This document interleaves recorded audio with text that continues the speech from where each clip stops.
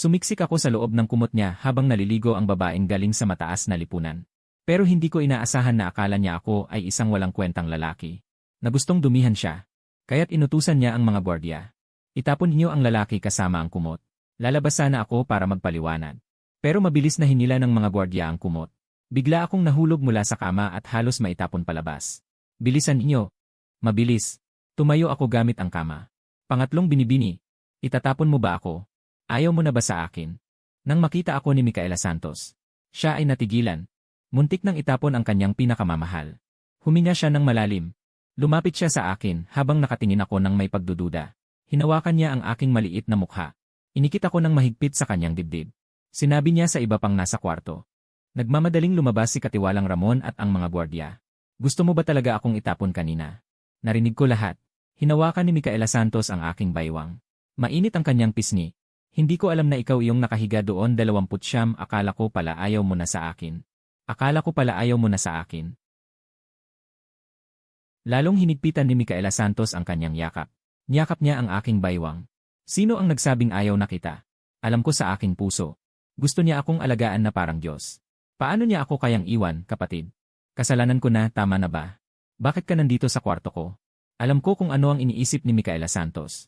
Dahil dati ay labis ko siyang kinamumuhian. Palagi kong iniiwasan ang kanyang kwarto.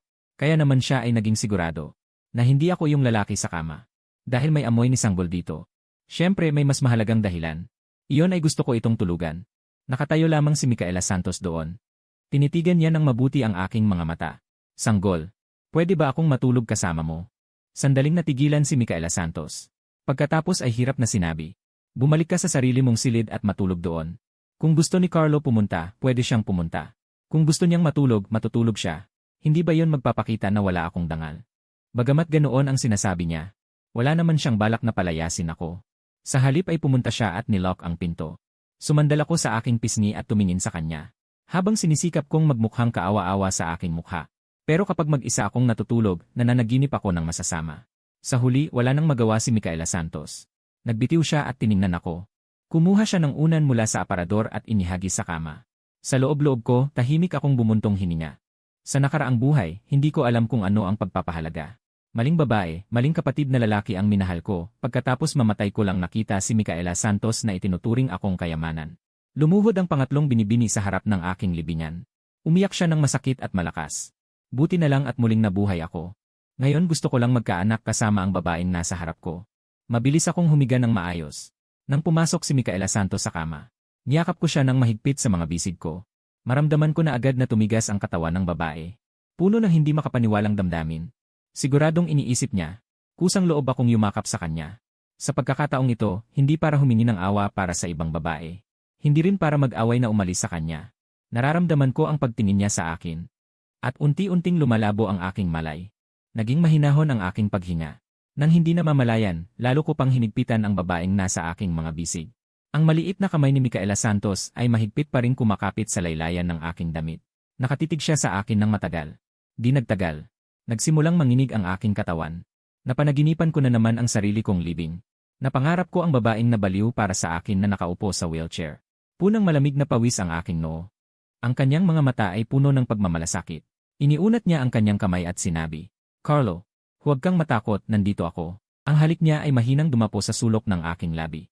At nakaramdam ako ng kakaibang kapanatagan. Nakatulog ako. Kinabukasan ng umaga. Hindi pa nagigising si Micaela Santos. Bumangon ako. Nag-utos na siyang magsimula sa mga katulong 102 ilipat lahat ng gamit ko sa kwarto ng pangat na binibini 103 dahil seryoso ako sa pag-aalaga sa asawa 104 kailangan talagang matulog ng magkasama. 105 wala namang dahilan para magkahiwalay ng silid 106 si Katiwalang Ramon ay nagmukhang nahihirapan nang marinig ang utos ko 107 alam kong natatakot siya na baka saktan ko ang kanilang kabahayan 108 hindi pinapansin ni Pangat na binibini si Carlo 100 si Ginoong Carlo ay madalas na ikinapapasok sa ospital ni Pangat na binibini 110 kung sakaling pansinin niya ito 111 tiyak na magkakagulo na 112 at saka may nakatagong sakit pa ang katawan ni Pangat na binibini 113 siya ay may malubhang sakit na manic depressive 114 na noong huling atake niya 115 ilang mga bantay ang namatay o malubhang nasugatan 116 na si Katiwalang Ramon ay tumakbo ng walang magawa. Upang magpaalam kay Micaela Santos 117 kagigising pa lang ng babae, at hindi pa alam ang sitwasyon 118 ngunit nang marinig na ako ang may gusto ng paglipat 119 ay bumuka siya at nagsabi 120 kung gusto ni Carlo na lumipat. Tulungan siyang ilipat 121, huwag lang hayaang masugatan ang kanyang kamay 122 sa isip na kasama niya si Carlo sa iisang silid. Si Micaela Santos 123 ang hindi maitagong kaguluhan 124 parang mangangaso na sa wakas ay nakakuha ng kusang dumating. Ilipat lahat ng gamit ko sa kwarto ng pangat na binibini 103 dahil seryoso ako sa pag-aalaga sa asawa 104 kailangan talagang matulog ng magkasama 105 wala namang dahilan para magkahiwalay ng silid. 106 si Katiwalang Ramon ay nagmukhang nahihirapan nang marinig ang utos ko 107 alam kong natatakot siya na baka saktan ko ang kanilang kabahayan 108 hindi pinapansin ni Pangat na binibini ang iba 109 si Ginoong Carlo ay madalas na ikinapapasok sa ospital ni Pangat na binibini 110 kung sakaling. Pansinin niya ito 111 tiyak na magkakagulo na 112 at saka may nakatagong sakit pa ang katawan ni Pangat na binibini 113 siya ay may malubhang sakit na manic depressive 114 na noong huling atake niya 115 ilang mga bantay ang namatay o malubhang nasugatan 116 na si Katiwalang Ramon ay tumakbo nang walang magawa upang magpaalam kay Micaela Santos. Kung gusto talagang alagaan ang asawa, dapat talagang magkasamang matulog. Wala namang hiwalay na silid ang mag-asawa. Nahihirapan si Katiwalang Ramon nang marinig ang sinabi ko. Alam kong natatakot siya na baka saktan ko ang kanilang pangunahing babae kung hindi papansinin ang iba. Si Ginoong Carlo dati ay lagi ngang ipinapasok sa ospital ang pangunahing babae. Kung magsasama sila sa iisang bahay, baka magulo pa ang lahat. At saka may nakatagong sakit pa ang katawan ng pangunahing babae. May malubha siyang bipolar disorder. Noong huling inatake siya, ilang mga tanod ay namatay o malubhang nasugatan. Nagpunta si Katiwalang Ramon na may pag-aalala para kumonsulta kay Micaela Santos.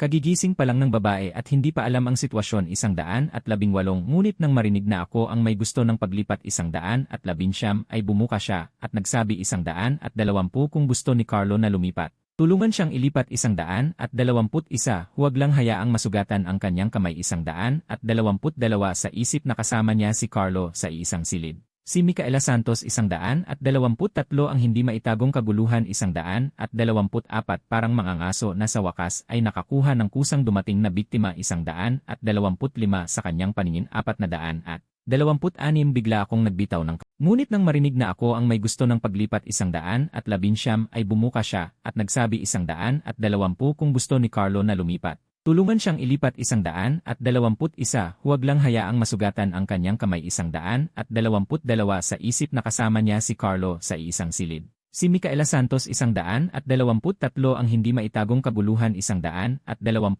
parang mangangaso na sa wakas ay nakakuha ng kusang dumating na biktima 125 sa kanyang saka nagsalita.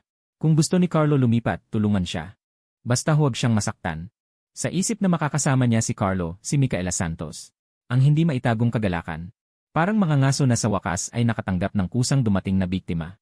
Sa kanyang pananaw, ito ay kusang loob kong pumasok sa kanyang bitag 127 si Katiwalang Ramon ay may gusto pang sumali sa usapan 128 ngunit matatag na sinabi ng babae 129 hindi gagawa ng masama si Carlo 130 mag-isa akong nakaupo sa bahay 131 iniisip kung ano ang dapat kong gawin sa mga susunod na araw 132 sa sandaling iyon 133 tumawag. Ang telepono mula sa pamilyang De La Cruz 134 kumunot ang aking noo 135 ang boses ni Lucas De La Cruz ay puno ng inis 136 walang kahit anong pag-aalala para sa akin na anak. Sa pangalan lamang 137 agad mong palayain si Luis para sa akin 138 ang aking kawawang Luis 139 ewan ko kung ano na ang kalagayan niya ngayon 140 kasalanan ito ni Lorenzo na malas 141 ang tinutukoy niyang mahal na anak ay si Luis De La Cruz 142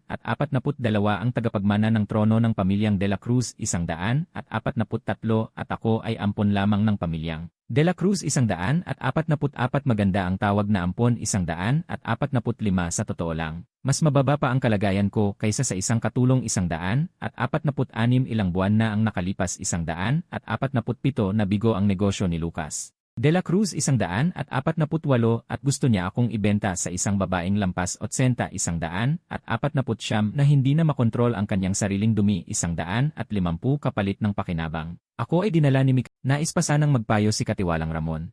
Matatag na sabi ng babae. Hindi ganoon si Carlo. Nag-iisa ako sa bahay. Iniisip kung ano ang gagawin sa hinaharap. Sa sandaling iyon, tumawag ang telepono ng pamilyang De la Cruz. Kumunot ang aking noo. Puno ng inip ang boses ni Lucas De la Cruz. Walang kahit anong pakialam sa akin bilang anak na ampon. Lorenzo, agad mong ilabas si Luis. Kaawa-awa kong si Luis. Hindi ko alam kung ano na ang lagay niya ngayon. Lahat ng ito ay kasalanan ni Lorenzo, ang masamang palad. Ang tinutukoy niyang imahal na anak ay si Luis De la Cruz, ang tagapagmana ng trono ng pamilyang De la Cruz. Samantalang ako ay ampon lamang ng pamilyang De la Cruz. Masarap sabihin na ampon. Ngunit sa totoo, mas masahol pa ang kalagayan ko kaysa sa isang utusan.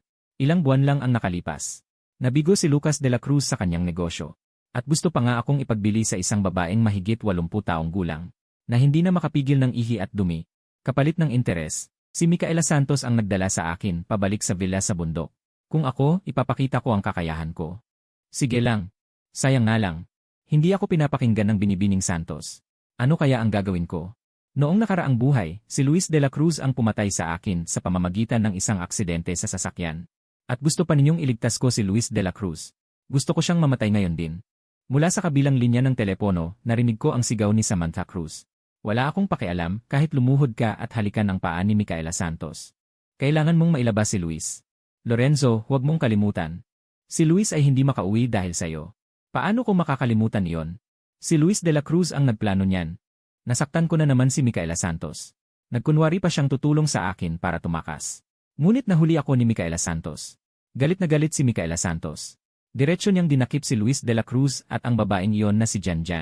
Pinahirapan niya sila. Lorenzo, bilisan mo at humanap ng paraan para makauwi si Luis. Narinig mo ba? Napangisi ako. Kung siya mismo ang naghahanap ng kamatayan, walang makakapagligtas sa kanya. Lorenzo, anong ibig mong sabihin? Titiisin mo bang makita si Luis na nagdurusa? Ikaw na walang puso at walang utang na loob. Binaba ko na lang ang telepono. Napangiti ako ng may paghamak. Hindi ko talaga patatawarin si Luis De la Cruz. Gagawin kong bayaran ng buong pamilyang De la Cruz ang dugo. Ano, ang lalaking iyon na si Lorenzo ay gustong tumira sa isang silid mo? Hindi pwede, hindi pwede. Pangatlong ate, huwag kang maniwala sa mga kasinungalingan ng lalaking iyon. Kapag ganyan ang sinabi niya, tiyak na niloloko ka lang niya. Ang mga mata ni Micaela Santos ay lalong naging malamig. Pangatlong ate, huwag mo nang dayain ang sarili mo. Ilang lansihin mayroon ang lalaking si Lorenzo. Alam mo naman yon. Alam na alam ni Bianca Reyes. 3 buwan na ang nakalipas, tumakas si Lorenzo sa bintana. Nahuli siya.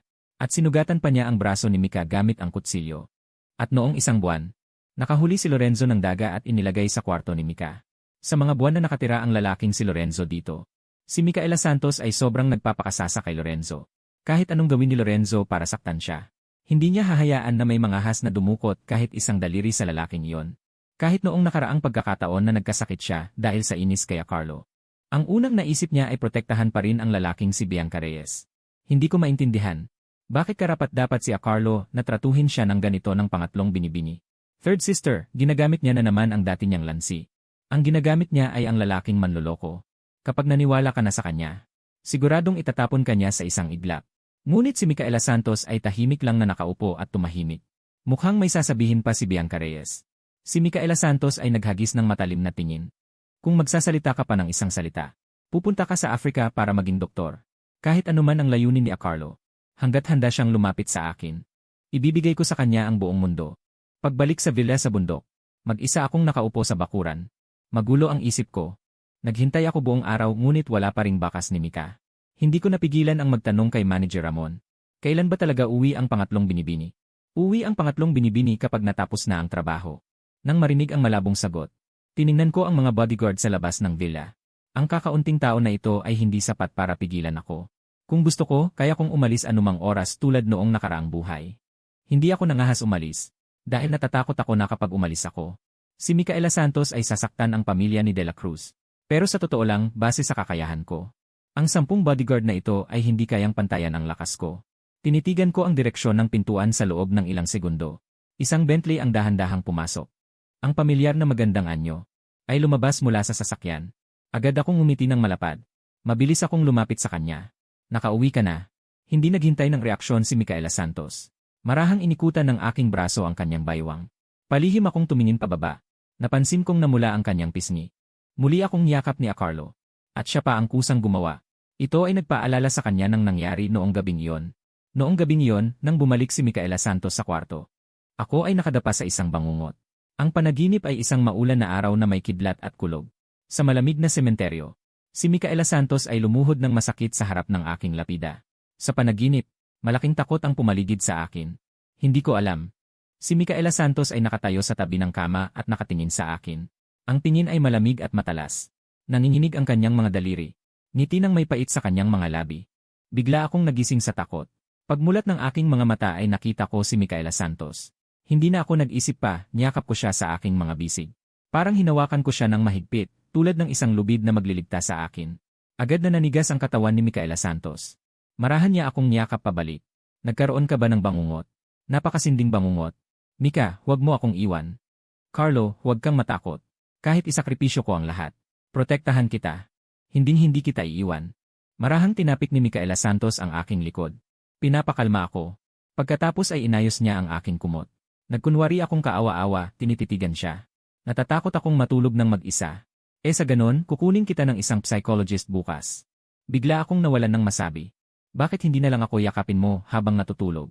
Napakahirap ba talaga yon? Tunay kang kahoy.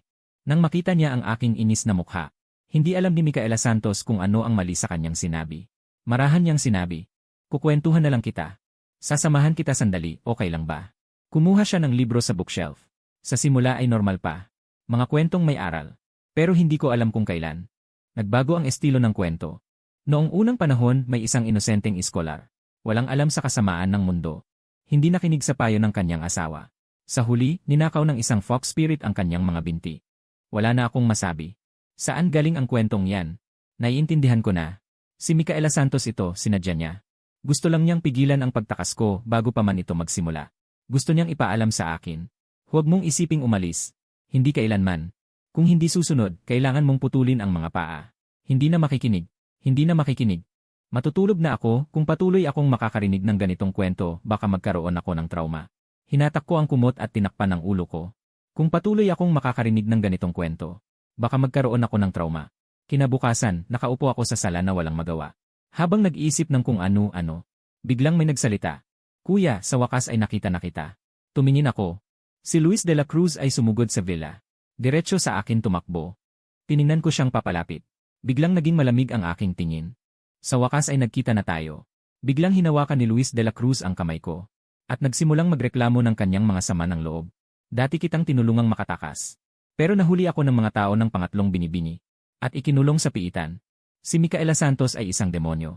Hindi lang niya ako ikinulong. Pinapako pa niya si Ate Janjan. Siya ay isang malamig na ahas na walang puso. Kaya niyang gawin ang anumang malupit na bagay. Habang pinakikinggan ko si Luis de la Cruz na walang tigil na nagsasalita sa tabi ko. Sinulyapan ko siya. Akala ni Luis de la Cruz na itong tingin ko ay dahil sa galit kay Micaela Santos. Kaya lalo siyang nagsikap na utuin ang aking kuya. Hindi mo alam, si Ate Janjan ay pinahirapan na ng husto ngayon. Si Micaela Santos ay isang taong mabagsik at walang awa. Kuya, kailangan mong mag-isip ng paraan para iligtas si Ate Janjan. Pumikit ako ng bahagya. Walang bakas ng pag-aalala o pagkabalisa sa aking mukha. Bakit hindi pa siya namamatay? Natulala si Luis de la Cruz sa kinatatayuan. Kuya, ano nang sinasabi mo? Iyon ay si Ate Janjan. Paano mo siya matitiis na nakakulong sa piitan? Tinitigan ko siya ng may pag-isip. Talagang hindi ko siya basta-basta hahayaang makatakas ang bungbong na yon. Hindi sapat ang galing sa bola lamang. Dito, mahigpit na hinawakan ni Bianca Reyes ang kamay ni Micaela Santos at sinabi, Pangatlong ate, tingnan mo. Ipinakita na ni Carlo ang kanyang tunay na pagkatao. Mula sa kanilang pwesto, kitang-kita ang eksena sa sala. Palihim niyang pinalaya si Luis de la Cruz mula sa bilangguan sa ilalim ng lupa. At pinapasok siya sa villa na ito. Lalapit ako at lalantad ang totoong mukha ni Carlo. Sabi ko na nga ba, panloloko lang ang ginagawa ni Carlo sa'yo sa mga nakaraang araw. Lahat ng iyon ay pag-arte lamang. Gusto lang niyang pakawalan mo ang babaeng iyon. Ang ekspresyon ni Bianca Reyes ay puno ng kayabangan. Parang siya ang nakakatuklas ng isang malaking lihim. Sa kanyang puso, nagagalak siya. Nadinala niya ang pangatlong ate. Sa pagkakataong ito, dapat makita ng pangatlong ate ang katotohanan. Si Carlo, ang lalaking ito, ay nakatayo lamang si Micaela Santos sa kinaroroonan. Ngunit ang aura na kanyang inilalabas ay lalong lumalamig. Totoo bang dinadaya lang ako ni Carlo? Kung babaliin ko ang iyong mga binti, mananatili ka ba sa akin magpakailanman? Hindi ko pa namamalayan ang banta ng kamatayan sa paligid. Noong nakaraang buhay, pinalaya ni Micaela Santos sina Luis de la Cruz at Jan dahil lang sa pagbabanta ko na magpapakamatay. Ngayong buhay, hindi ako humingi ng awa. Ngunit pinapasok pa rin ni Micaela Santos si Luis de la Cruz. Pero wala namang problema. Dahil kusang lumapit. Hindi ko sila madaling patatawarin, ang mga lalaking iyon at babaeng iyon. Basta papayagan mo akong lumipat sa villa. Kapag nahulog na sa akin ang pangatlong ate, at siya'y magsasawa na. Natural na pakakawalan ka at si Miss Jan. Umisi ako. Talagang mabuti kang kapatid sa akin.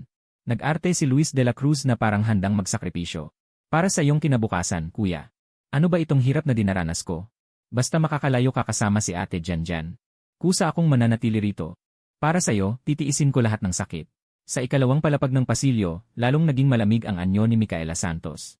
Si Carlo, may balak ba siyang humanap ng lalaki para akitin ako? Bumisi siya ng malamig. Paulit-ulit na bumubulong. Matagal ko nang dapat alam na si Carlo ay walang pagpapahalaga sa aking klase ng tao. Nang makita ni Luis de la Cruz na hindi ako nagsasalita, diretso niyang sinabi sa utos na tono. Kapag dumating na ang pangatlong ate, hintayin siyang bumalik ang ikatlong binibini. Nagwelga ka sa pagkain 402 pinilit mo siyang papatuluin akong manirahan dito ng formal 403 ngumisi ako ng malamig 404 nagwelga sa pagkain 405 ang baba ng klase ng taktikang. Iyan 406 ang taktikang iyan 407 mas mabuti pa napatay na lang kita 408 bago pa man makabawi si Luis de la Cruz 409 bigla kong inabot ang lead niya at sinakal ng mahigpit 1-0 diretsyo kong itinaas ang buo niyang katawan mula sa lupa 411 sumisipa ang kanyang mga binti 412 naglalaban ng todo 413 ngunit ang lakas na. Iyon ay parang langgam sa paningin ko, katawa-tawa 414 na ang mga katulong sa paligid ay natulala sa eksenang ito 415 wala ni isang nangahas na humarang. Binibini 416 na sa ikalawang palapag. Namumutla ka sa pag-aalala 417 bakit biglang nag-away ang dalawang lalaking ito 418 hindi ba dapat magkasundo silang tumakas 419 ang pinaka-nakapangingilabot sa kanya 420 ay ang pagpatay sa aking mga mata 421 talagang seryoso na ako 422 samantala si Micaela Santos ay tila walang pakialam 423 maging ang kanyang labi ay nakaangat ng may paglalaro 424 ng halos masagasaan na si Luis de la Cruz 425 bigla kong binitawan ang kamay 426 parang basang-basahan siyang bumagsak sa sahig at umubo ng malakas 427 ngunit hindi pa ito tapos 428 kumuha ako ng matalas na kutsilyong ginagamit sa pagputol ng cedar 429 pinakaayaw ng pangalawang. Binibini ang mga lalaking tumatakbo kahit saan 430 paano mo siya maakit sa ganyang itsura 431 mas mabuti pang tulungan kita 432 pagkasabi nito 433 hinawakan ko ng mahigpit. Ang kutsilyo 434 biglang sumakit ng matindi ang binti ni Luis de la Cruz 435 nanlaki ang kanyang mga mata sa takot 436 habang umuurong 437 at sumisigaw ng malakas 438 hawakan ko ang kutsilyo at palapit ng palapit 439 hindi ba gusto mong manatili sa tabi ng pangalawang binibini 440 bakit ka umiiwas 441 noong nakaraang buhay. Si Luis de la Cruz ay nagplano ng sunog upang saktan ako 442 si Micaela Santos ay naging baldado dahil sa pagligtas sa akin 443 kaya't ang kanyang natitirang buhay ay nasa wheelchair na lamang 444 sa tuwing naiisip ko ang mga baldado niyang binti 445 parang paulit-ulit na hinihiwa ng kutsilyo ang aking puso 446 kaya't sa buhay na. Ito, dapat ko munang sirain 447 si Luis de la Cruz. Upang ipaghiganti ang aking mahal na si Mika 448 ang mga katulong sa villa ay tulala sa takot 400, pilitin siya na payagan akong manirahan dito ng formal. Napangiwi ako. Mag-ayuno bilang protesta. Ang ganyang taktika ay napakababa na. Liray, isang beses lang ha. Baka patay na lang kita. Bago pa man makabawi si Luis Bay. Bigla kong inabot ang kamay ko at mahigpit na sinakal ang kanyang leg. Diretso kong itinaas ang buo niyang katawan mula sa lupa. Pumadyak siya ng kanyang mga paa ng magulo. Nagsisikap na lumaban. Pero ang lakas na yon para sa akin ay parang langgam na nakakatawa. Ang mga katulong sa paligid ay nagulat at napatanga sa eksenang ito. Ngunit walang sinuman ang nangahas na humarang, binibini. Ikaw sa pasilyo ng ikalawang palapag ay nag-aalala at kumakamot ng tenga at pisngi. Bakit biglang nag-away ang dalawang lalaking ito? Hindi ba dapat sila'y mag-usap at magtulungang tumakas? Ang pinaka nakapagpalamig sa kanyang likod ay ang pagpatay na nasa aking mga mata. Talagang seryoso na ito. Samantala, si Micaela Santos sa kabilang dako ay kalmado at payapa. Kahit ang sulok ng kanyang bibig ay may mapaglarong ngiti. Nang halos masuffocate na si Luis Bay. Bigla kong binitawan ang kamay. Bigla kong binitawan ang kamay. Parang putik siyang bumagsak sa lupa at umubo ng matindi. Ngunit hindi pa ito tapos. Kinuha ko ng basta-basta ang isang matalas na kutsilyo na ginagamit sa pagputol ng sedro. Ang ikot na binibini ay ayaw na ayaw sa mga lalaking gumagala-gala. Sa itsura mong ito, paano mo siya akitin? Mas mabuti pang ako na ang gumawa para sa'yo. Pagkasabi niya ng mga salitang iyon, hinawakan ko ng mahigpit ang gunting. Agad na nakaramdam ng matinding kirot ang binti ni Luis de la Cruz. Lumaki ang kanyang mga mata sa takot. Habang umuurong siya, sumisigaw siya ng malakas at nakakadurog ng puso. Lumapit ako sa kanya, hawak ang gunting. Hindi ba gusto mong manatili sa tabi ng pangatlong binibini? Bakit ka pa umiiwas?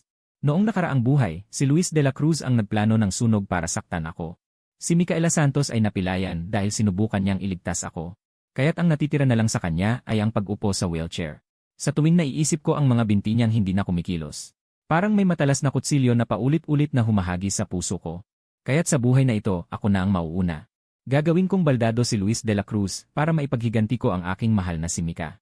Ang lahat ng mga katulong sa mansyon ay tulala sa takot. Napilitan lang silang manood habang ang binti ni Luis de la Cruz ay nagiging dugo ang gulo. Sa sandaling ang buong bahay ay naging tahimik sa takot. 452 si Micaela Santos ay pumasok na may malamig na mukha mula sa labas ng pinto. 453 Carlo. Makinig ka. 454 ihulog mo muna ang gunting. 455 mag-ingat ka baka masaktan ka. Tumingin ako sa babae. 456 ang mga itim na mata ay puno ng put. 457 sinamantala ni Luis de la Cruz ang pagkakataon upang magpanggap na biktima. 458 ate. Noong nakaraan ay hindi kita natulungang makatakas para sa pag-ibig. 450 bakit mo kailangang magalit ng sobra? 460 at may sama ka sa akin. 461 tumingin siya kay Micaela Santos. Ang ikatlong binibini. 462 ang ate ko ay sobrang na-miss lang si Janjan. 463 pakisuyo. Huwag mo siyang sisihin. 464 nagkamali lang siya sa sandaling iyon kaya sinaktan niya. Ako. 465 tinitigan ko siya ng malamig na mga mata. 466 kahit na dumudugo ang aking hita. 467 si Luis de la Cruz ay nanatili roon. Ayaw umalis. 468 dahil ito lang ang pagkakataon niyang manatili sa villa sa bundok. 469 at mangakit kay Micaela Santos. 470 tinakpan niya ang kanyang sugat. 471 ikatlong binibini. 472 ang sakit talaga. 473 sa panonood ng kanyang nakakasuka na pag-arte. 474 parang susuka ako ng pagkain kahapon. 475 tumahimik ka. 476 wala kang hiya. Tumigil ka sa pangakit sa aking ikatlong binibini. 477 nang marinig ni Micaela Santos ang sinabi ko. 478 ang kanyang katawan ay hindi sinasadyang nanginginig. 479 ang aking ikatlong binibini. 480 ang kanyang basang mga mata ay puno ng hindi makapaniwala. 481 ito ba ay sa wakas ay inamin niya na ako ay kanya. 482 nang tingnan ko si Micaela Santos. 483 biglang tumibok ang puso ko ng kaba. 484 sira na. 485 ang pagiging marahas at malupit ko kanina. 486 nasira ba ang aking pagkatao sa kanyang paningin. 487 nag-aalangan akong pumihit. 488 hindi. Mapakali na kinagat ang aking labi. 489 Mika. 490 hindi ko talaga sinasadya kanina. 491 ang mga mata ni Micaela Santos ay puno ng pagmamahal na halos umapaw. 472 kung gayon, sabihin mo sa akin, Carlo. Bakit mo ginawa iyon? 473 siya ang nagpumilit lumipat sa villa na ito. 474 at sadyang ginawa kang mayamot sa akin. 475 sa buong buhay ko. Hindi ko kayang may ibang nag-isip sa'yo 476 ikaw ay akin 477 walang sinuman ang maaaring agawin 478 para akong batang nagbabantay sa kanyang pinakamamahal na laruan. 479 mahigpit kong niyakap si Micaela Santos 500. Pumasok si Micaela Santos na may malamig na mukha mula sa pintuan. Carlo, makinig ka. Ihulog mo muna ang gunting. Mag-ingat ka, baka masaktan ka. Tumingin ako sa babae. Ang aking mga itim na mata ay puno ng puot. Sinamantala ni Luis de la Cruz ang pagkakataon na magpanggap na biktima. Noong isang beses, hindi kita natulungan na makatakas kasama ang kapatid ko. Bakit kailangan mong magalit ng sobra? Galit ka pa ba sa akin? Tumingin siya kay Micaela, Miss. Ang kapatid ko ay sobrang na-miss lang si Janjan. Patawarin mo siya, pakiusap. Nagkamali lang siya kaya niya ako sinaktan. Tinitigan ko siya ng malamig na mga mata. Kahit na dumudugo ang hita ko ng husto. Si Luis de la Cruz ay nanatili pa rin dito, ayaw umalis. Dahil ito lang ang pagkakataon niya na manatili sa villa sa bundok. At manligaw kay Micaela. Tinakpan niya ang sugat. Miss, ang sakit talaga. Pinapanood ko ang kasuklam-suklam niyang pag-arte. Parang susuka ako ng pagkain kahapon. Tumahimik ka na. Huwag kang mahiya rito at manligaw sa aking miss. Nang marinig ni Micaela ang sinabi ko, biglang nanginig ang kanyang katawan ng hindi sinasadya. Ang aking miss. Ang kanyang makintab na mga mata ay puno ng hindi makapaniwala. Sa wakas, inamin mo na ba na akin siya? Nang tumingin ako kay Micaela, bigla akong kinabahan. Sira, ipinakita ko kaya ang sobrang bangis at kalupitan kanina. Nasira na ba ang pagkatao ko sa harap niya? Nabalisa akong lumingon. Nakasimangot ako dahil sa kaba. Mika, hindi ko talaga sinasadya kanina. Puno ng halos umaapaw na pagmamahal ang mga mata ni Micaela Santos. Sabihin mo nga sa akin, Asen, bakit mo ginawa yon kanina? Kasi gusto niyang lumipat sa villa na ito. At sadyang gusto kang magalit sa akin. Sa buhay ko, wala akong gugustuhin pang ibang makialam sa'yo. Akin ka. Walang sinumang pwedeng agawin. Tulad ng isang batang nagbabantay sa kanyang pinakamamahal na laruan. Mahigpit kong niyakap si Micaela Santos. Puno ng sukdulang pag-aaring pagmamay-ari ang aking mga mata. Mabigat ang mukha ni Micaela Santos na sumunod sa kanyang tango. Ang kanyang tinig ay may kakaibang determinasyon na hindi pa nararanasan. Tama. Sa buong buhay ko, ako ay para lang sa'yo. Para akong natulala sa tabi. Naisip ko na si Micaela Santos sa buhay na ito ay lubos nang bumagsak sa aking mga kamay. Wala nang pag-asa. Hindi man lang pinansin ni Micaela Santos ang kaguluhan sa sahig. Diretso akong hinila patungo sa ikalawang palapag. Miss, ano ang gagawin dito sa nasa sahig? Tiningnan ni Bianca Reyes ang kanyang sugat. Kung hindi gagamutin, baka talagang mamatay. Ang kanyang anyong nag-aalala. Maliwanag na natatakot na magkaroon ako ng kamatayan sa aking mga kamay. At magdulot ng problema para kay Micaela Santos. Itapon mo siya sa labas. Malamig na iniutos ng babae. Patuloy na naglakad ng hindi lumilingon. Sa likuran, si Bianca Reyes ay walang masabi. Biglang tumigil si Micaela Santos. Malamig na tumingin kay Bianca Reyes. Dahil wala kang ginagawa. Pumunta ka sa morgue at doon ka manatili ng isang buwan. Nanghina ang mga binti ni Bianca Reyes sa takot. Ganap na nawasak ang kanyang mukha. Pangatlong ate, nakikiusap ako sa'yo. Ayoko talagang magbantay sa morgue. Bakit ganito kakalupit sa akin, Mika? Walang ekspresyon na sumagot si Micaela Santos. Dahil marami kang sinasabi. Nakakagulo kay Carlo. Si Bianca Reyes ay lubos na natulala. Nakatayo sa kanyang pwesto, walang salitang lumalabas. Marahan ang kilos ni Micaela Santos. Maingat na pinupunasan ang dugo sa aking mga kamay. Ang kanyang anyong taimtim. Para bang may pinahalagahang bihirang kayamanan. Hindi ako makatingin sa kanya. Mika, kung sasabihin ko ang kahit ano, maniniwala ka ba? Bahagyang tumigil ang kanyang pagtitiwala. Ang kanyang mga mata ay may pag-ibig na nakatitig sa akin. Hanggat ikaw ang nagsabi. Lahat ay paniniwalaan ko. Narinig ko ang kanyang matibay na sagot. Ang puso ko ay napuno ng pait. Naniniwala siya hindi dahil perpekto ang aking mga dahilan. Kundi dahil lang ako ang nagsalita. Si Micaela Santos ay patuloy na malumanay na nagsalita habang nakatingin sa akin. Carlo, simula ngayon, pwede ka nang pumasok at lumabas sa Half Mountain Villa. Muntik na akong tumalon sa sobrang tuwa. Mika, pumayag ka ba talaga na lumabas ako? Pero may isa akong kondisyon. May bahagyang pagkabalisa sa kanyang mga mata. Halatang natatakot pa rin na kapag umalis ako, tuluyan na akong mawawala. Sabihin mo na. Basta't mabigyan mo ako ng kalayaan. Kahit anong kondisyon, papayag ako. Biglang naging malamig ang tono ni Micaela Santos. Huwag kang pupunta sa lugar na hindi ko matagpuan. At lalong huwag kang makikipagkita sa babaeng iyon. Tumango ako ng parang baliw. Parang isang malaking golden retriever. Sumusumpa ako, susunod na ako sa lahat ng sasabihin mo. Muli akong niyakap ni Micaela Santos sa bewang.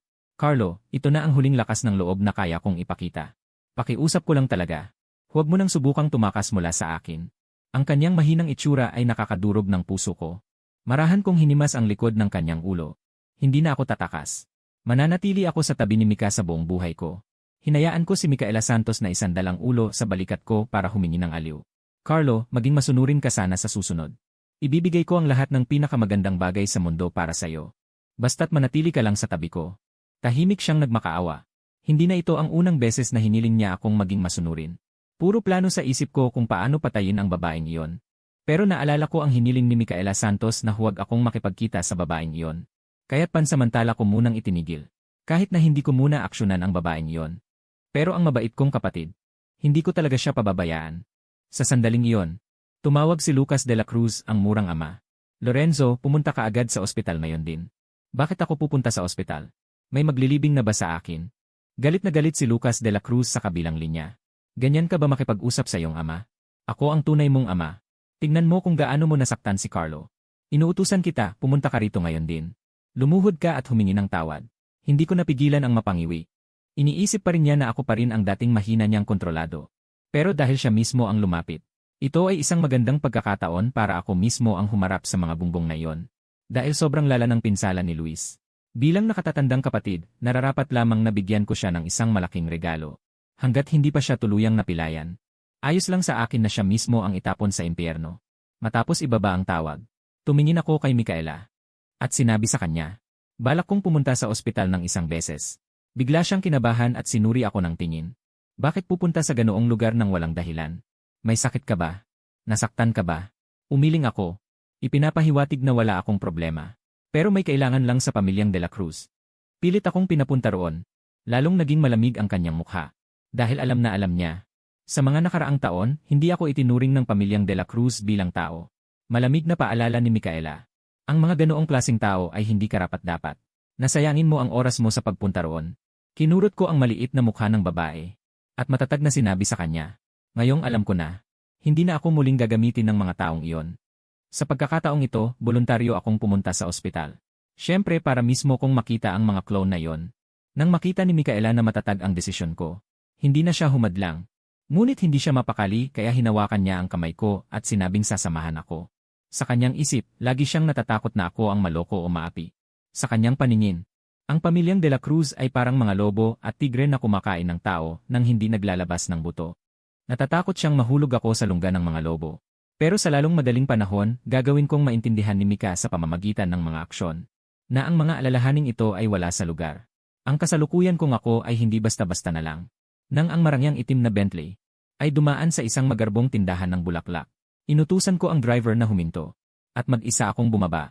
Nang makita ng babaeng may-ari ng tindahan ng bulaklak ang isang bisita, agad siyang masiglang lumapit. Sino ang balak mong bigyan, gwapo? Gusto mo bang tumulong ako sa profesional na rekomendasyon? Walang emosyon kong sagot. Hindi ito para sa sinuman. Balak ko lang pumunta sa ospital para bisitahin ang isang pasyenteng nakakainis. Bumili na lang tayo ng mga liryo. Para sa pagbisita sa ospital. Ang ganitong uri ng bulaklak ang pinakaangkop. Masiglang itinuro ng tindera ang tambak ng mga puting liryo sa tabi. Ni hindi ko man lang tiningnan ang mga liryong iyon. Maingat kong inikot ang buong tindahan. Sa wakas, sa isang madilim na sulok na hindi napapansin, natagpuan ko ang bulaklak na pinakagusto ko. Sumungkit ako ng isang bungkos ng puting malalaking krisantemo na namumulaklak ng maganda. Ikinaway ito sa harap ni Micaela Santos at sinabing, Mikani, tignan mo, ano sa tingin mo ang bulaklak na pinili ko para kay Luis de la Cruz? Tumigil ang tindera sa kinatatayuan niya. Takot na nagbabala sa akin, Ginoo eh. Ang ganitong uri ng bulaklak ay karaniwang para sa mga patay. Para sa buhay. Ang magbigay nito ay talagang malas. Ngumiti ako ng malamig. Iyon ang gusto ko, ang malas na yon. Kung mas malas, mas bagay yon sa kanya na taong gunggong. Talagang tuliro ang tindera sa ginawa ko. Habang abala ang tindera sa pagbabalot ng mga krisantemo, sumulyap siya sa marangyang babaeng nakatayo sa tabi. Iniisip na ang lalaking ito ay mukhang gwapo nga. Ngunit ang kanyang paraan ng pag-iisip ay hindi karapat-dapat purihin. Sa halip, ang babaeng ito ay mukhang simple at walang mali siya. Walang masamang intensyon. Pag-iisip doon, lumapit ang tindera kay Micaela Santos at pabulong na sinabi, Binibini, ang iba pang mga sariwang bulaklak sa aming tindahan ay napakaganda rin. Karaniwan, bihira makatanggap ng bulaklak ang mga lalaki. Kung ikaw ay magbibigay sa kanya, tiyak na labis siyang matutuwa. Tinignan ng tindera ang aking likuran. At muling ngumiti kay Micaela Santos ng isang makahulugang ngiti. Biglang lumingon si Micaela Santos ng seryoso. At taimtim na nagtanong, sa inyong paningin ba Ang magkasintahan ay dapat magbigayan ng bulaklak. Tumawa ang tindera at biro niyang sinabi. Siyempre naman, ngayon, ang mga magkasintahang nagliligawan ay walang hindi nagbibigay ng bulaklak. Kung hindi magbigay ng bulaklak, matatawag ba yung romantiko? Hindi pinansin ni Micaela Santos ang kakaibang tingin ng tindera. Bigla siyang yumakap sa akin. Sinabi Carlo ay, hanggang ngayon hindi mo pa ako binibigyan ng bulaklak. Nakatayo ang tindera sa tabi. Naging batong estatwa. Hindi ko rin alam kung paano haharapin ang biglaang lambing niya. Tinitigan ko siya ng may pagtataka, ang babaeng ito na may kapangyarihang umaabot sa langit. Sigurado ka ba na seryoso ito? Nang lumabas kami sa tindahan ng bulaklak, nakita ko ang isang malaking bouquet ng rosas sa kanyang kamay. Halos umaakyat na ang dulo ng kanyang labi sa tuwa. Maingat niyang inilagay ang pulang rosas sa likod ng upuan. Sa kanyang pagkilos na parabang ito'y isang kayamanan. Napatawa na lang ako sa isip. Parang kulang na lang maghanap siya ng insensaryo para pag-alayan ng bulaklak. Napailing na lang ako sa ganitong eksena. Natawa ako at siya'y inasar, Mika. Ito lang naman ay isang bungkos ng bulaklak. Bakit ka masyadong masaya na parang tanga? Si Micaela Santos ay napahikab ng bahagya sa hiya. Pinilit niyang pigilan ang ngiti sa kanyang labi. Diretso ko siyang pinuna, Mika. Namumula na ang dulo ng tenga mo. Sa kanyang dalisay na tindig. Napaka-cute, walang katulad. Si Micaela Santos ay nanahimik saglit. Tahimik akong nakaupo sa passenger seat. Natanaw ko ang kanyang perpektong profile. Ngayon ay isang magandang pagkakataon para ligawan siya. Ang aking malikot na kamay ay nagsimulang gumawa ng kalokohan. Dumiretso ito sa kanyang hita. Ang dulo ng aking daliri ay sadyang marahang gumagalaw. Biglang humigpit ang pagkakahawak ni Micaela Santos sa manibela. Parang walang pakialam akong nagkomento. Ang ganda nga ng pakiramdam nito. Mas maganda kaysa sa nahawakan ko dati. Hinawakan ni Micaela Santos ang kamay kong nagkakagulo sa kanyang hita. Ang kanyang tono ay biglang naging malamig. Kahit na may matinding selos na nararamdaman. Sinong babaeng ligaw ang may pakiramdam na yon? Para sa iyo'y hindi mo makalimutan. Nagulat ako at napasigaw ng iha. Mika, huwag kang mag-isip ng kung ano. Ang ibig kong sabihin ay ang tela ng iyong palda ay napakaganda ng pakiramdam. Ang kinis ng pagkakayari. Ang kamay ni Micaela Santos na humawak sa akin ay tumigil. Parang natigilan ang buong katawan niya. Wala na yon. Nagkunwari akong may pagtatakang ekspresyon. Kung hindi damit, ano pa kaya, Mika? Ano ba talaga ang akala mo ang sinasabi ko? Napabuntong hininga si Micaela Santos. Ako rin, akala ko sinasabi mo ang palda. Nagkunwari akong sumang-ayon at tumango. Ngunit muli kong inilagay ang aking kamay sa kanyang hita ng buong tapang. Habang nagsasalita kami ay nakarating na kami sa ospital. Sa oras na yon, si Luis de la Cruz ay nakahiga ng kaawa-awa sa kama ng ospital. Ang kanyang mga binti ay mahigpit na nababalot ng benda. Sina Samantha Cruz at Lucas de la Cruz ay nasa paligid niya, nag-aalala at nagtatanong. Nang makita ni Luis de la Cruz ang kanyang ina, nagsimula siyang umiyak ng malakas. Ina, lahat ng ito ay kasalanan ni Lynn Carlo na walang kwenta. Gusto niya talaga akong patayin. Habang sumisigaw siya ng malakas. Bigla niyang hinagis ng malakas ang baso sa mesa patungo sa sahig. Hindi ba niya alam kung gaano kalupit at mapanlait ang tingin niya sa akin? Nagmadali si Xuang Wang na aliwin siya ng may pag-aalala. Luis, huwag mong hayaang sumama ang iyong kalooban. Hindi natin kailangang magalit sa mga taong tulad niya. Kapag dumating na si Lynn Carlo mamaya, pipilitin ko siyang lumuhod dito mismo. At humingi sa iyo ng tawad sa pamamagitan ng pagyuko. Maingat na naglabas si Samantha Cruz ng isang bank card at ibinigay ito sa kanyang anak na si Luis. Ito ang 1,000,000 yuan na nakuha ko mula sa iyong ama. Gamitin mo ito kahit saan mo gusto. Nang marinig ang halagang 1,000,000 yuan, bahagyang gumanda ang mukha ni Luis de la Cruz. Ngunit ang pangit sa kanyang mga mata ay hindi pa rin nawawala. Punong-puno ng inggit na nagreklamo si Luis de la Cruz kay Samantha Cruz. Ina, bakit napakaswerte ni Lynn Carlo? Bakit siya nagustuhan ng pangatlong binibini? At pinapayagan pa siyang manirahan sa villa sa bundok. Si Lynn Carlo na tagalalawigan ay hindi karapat-dapat na manatili sa tabi ng pangatlong binibini. Ang marangal na posisyong iyon ay dapat sana ay akin, Samantha Cruz. Nagmadaling aliwin ni Samantha Cruz ang kanyang minamahal na anak na si Luis. Huwag kang mag-alala. Tiyak na gagawin ko ang lahat upang ibalik ng taong iyon ang kanyang kinamkam na karangyaan. At kayamanan. Siya bang uri ng tao ay karapat-dapat sa mga ito? Sa buong buhay niya, siya ay nararapat lamang na maging alipin sa aming pamilyang De La Cruz. Diretso kong binuksan ang pinto ng silid. Umiti ng malamig, talaga ba? Kaya pala, sa isip ng ginang De La Cruz, ako palagi ay isang alipin lamang. Si Samantha Cruz ay nasa kasagsagan ng kanyang pagsigaw. Nang bigla siyang tumingala at nakita ang malamig na dilag na sumusunod sa akin.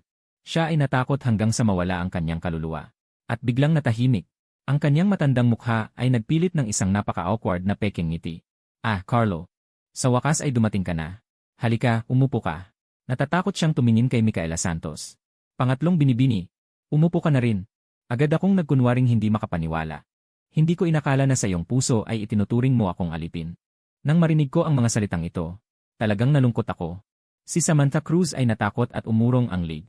Nagpaliwanag siya ng may pag-aatubili. Carlo, nag-iisip ka ng sobra. Palagi kitang itinuturing na sarili kong anak. Ang pagmamahal ko sa iyo ay walang pinagkaiba kay Ifan. Ah, ganoon pala. Alam ko na. Si Engie de la Cruz ay tiyak na pinakamakatarungang tao sa mundo. Nakita ni Samantha Cruz na madali akong lokohin. At lihim na napahinga ng maluwag. Tumitig ako ng matalim sa bank card na nasa mesa. Nagkunwaring nagtatanong ako ng may pagtataka. Dahil itinuturing ninyo akong sariling anak. Bakit ang 1,000,000 may 1,000,000 na wala ako? Tumingin ako sa kanila ng puno ng sama ng loob. Ang mga pagmamahal na sinasabi niyo sa mga nakaraang taon. Lahat ba yon ay kasinungalingan para lokohin ako? Narinig ko ang isang kisap ng paghamak sa mga mata ni Samantha Cruz. Nahihiya siyang pinag-umpog ang kanyang mga kamay. Carlo, paano ka lolokohin ng nanay? Ang card na ito ay ibibigay ko sa iyo ng sarili ko pagkatapos ng ilang panahon. Okay ba? Hindi ko napigilan ang mapang-uyam na tawa sa loob ko. Mukhang determinado kayo na huwag akong bigyan. Kahit hindi niyo ako ituring na anak. Okay lang. Dahil matagal na akong sanay. Ibinaba ko ang aking ulo ng may pagkadismaya. Ang presensya ni Micaela Santos sa likod ko ay lalong naging malamig. Ang tingin na ibinigay kay Samantha Cruz ay nakakatakot na malamig.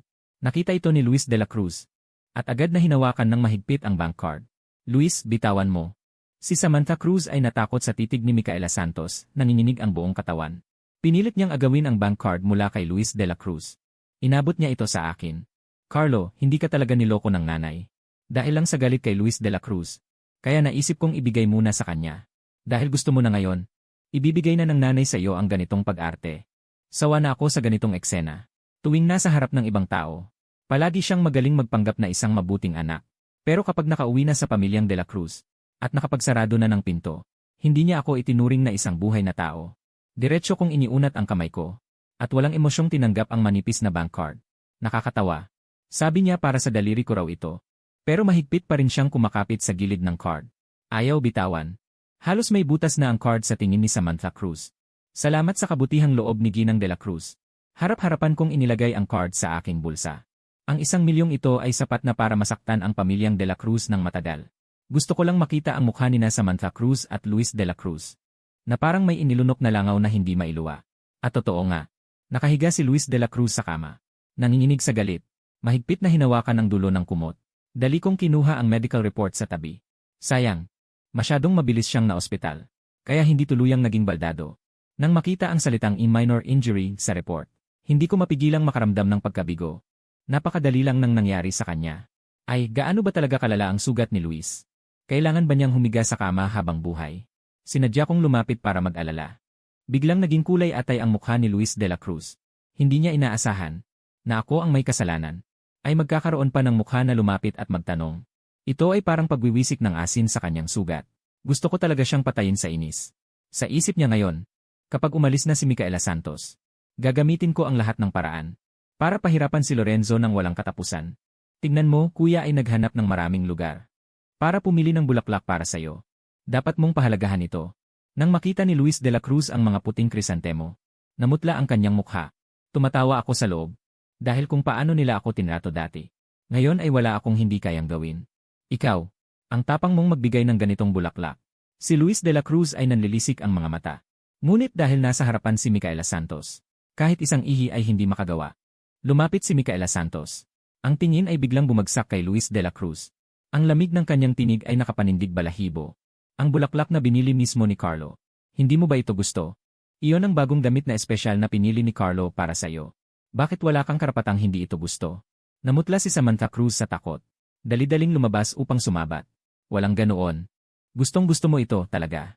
Maraming salamat kay Carlo. Nakaramdam ako ng matinding pangungutya sa puso. Nanginginig si Luis de la Cruz sa galit. Ngunit pilit na pumilit na ilabas ang ilang salita sa kanyang mga ngipin. Kung gayon, salamat sa mabuting kalooban ng kuya. Malamig kong pinagmasdan ang dalawang nag-aarteng ito. Walang kahit anong init sa aking mga mata. Ang ganting ito ngayon ay simula pa lamang. Naaalala ko ang nakaraang buhay. Nasunog ang aking mukha sa apoy. Naaksidente ako sa sasakyan. At sa huli ay nadamay ang babaeng nagmahal sa akin ng buong buo. Ang utang na dugo na ito ay hindi ko makakalimutan kailanman. Lalong naging mabigat ang aking ekspresyon. Maging ang aking mukha ay nagmukhang mabangis. Tila napansin ni Micaela Santos ang hindi normal kong emosyon. Umusad siya ng isang hakbang. Marahan ngunit matatag na hinawakan ang aking braso. Nadama ko ang lambing ng taong nasa tabi ko, na agad na nagpalayas ng dilim sa aking puso. Dahan-dahan akong nahimasmasan. Tumingin kay Micaela Santos na puno ng pagkabahala. Pilit na pumilit ng ngumiti. Pabulong na sinabi sa kanya. Wala sa akin. Mika, gusto kong manatili rito ng mag-isa sandali para ayusin ang ilang personal na bagay. Pumunta ka muna sa labas ng ospital at maghintay sa akin. Okay lang ba? Ang mga lumang utang ng pamilyang De La Cruz. Dapat si Carlo mismo ang mag-ayos nito upang maging sulit. Bahagya siyang nakatayo sa kanyang mga daliri. Dumikit sa aking tainga. Nagsabi, huwag mong hayaang magdusa ka kahit kaunti. Naiintindihan mo ba? Tumango ako bilang pagsangayon.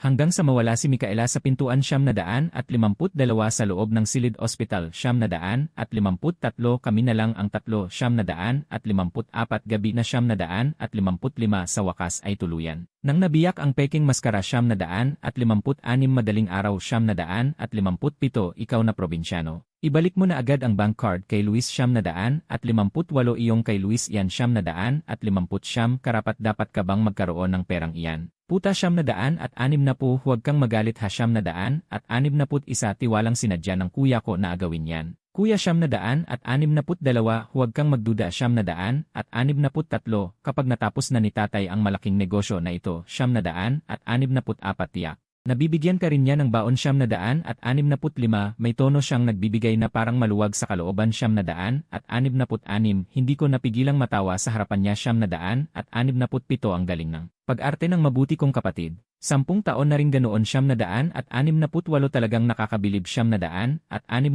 nang makita ni Luis de la Cruz na ayaw kong sumunod sa kanya 770 sa wakas ay hindi na niya napigilan ang pagkainis. 771 kuya 772 huwag mo nang galitin si nanay 773 ibalik mo na agad sa akin ang card 774 gusto mo ang card na ito 775 imposible yan. Panaginip lang 776 pinagmasdan ko ang mukha nilang nagmamadali at sakim 777 tumawa ako ng malamig sa isip 778 ngayon. Gagawin ko talagang makaramdam kayo ng inis ng mag-ina 770 kasi nakita ng pangatlong ginang kanina na nasa akin ang card na ito 780 kung ibabalik ko ito ngayon sa inyo 781.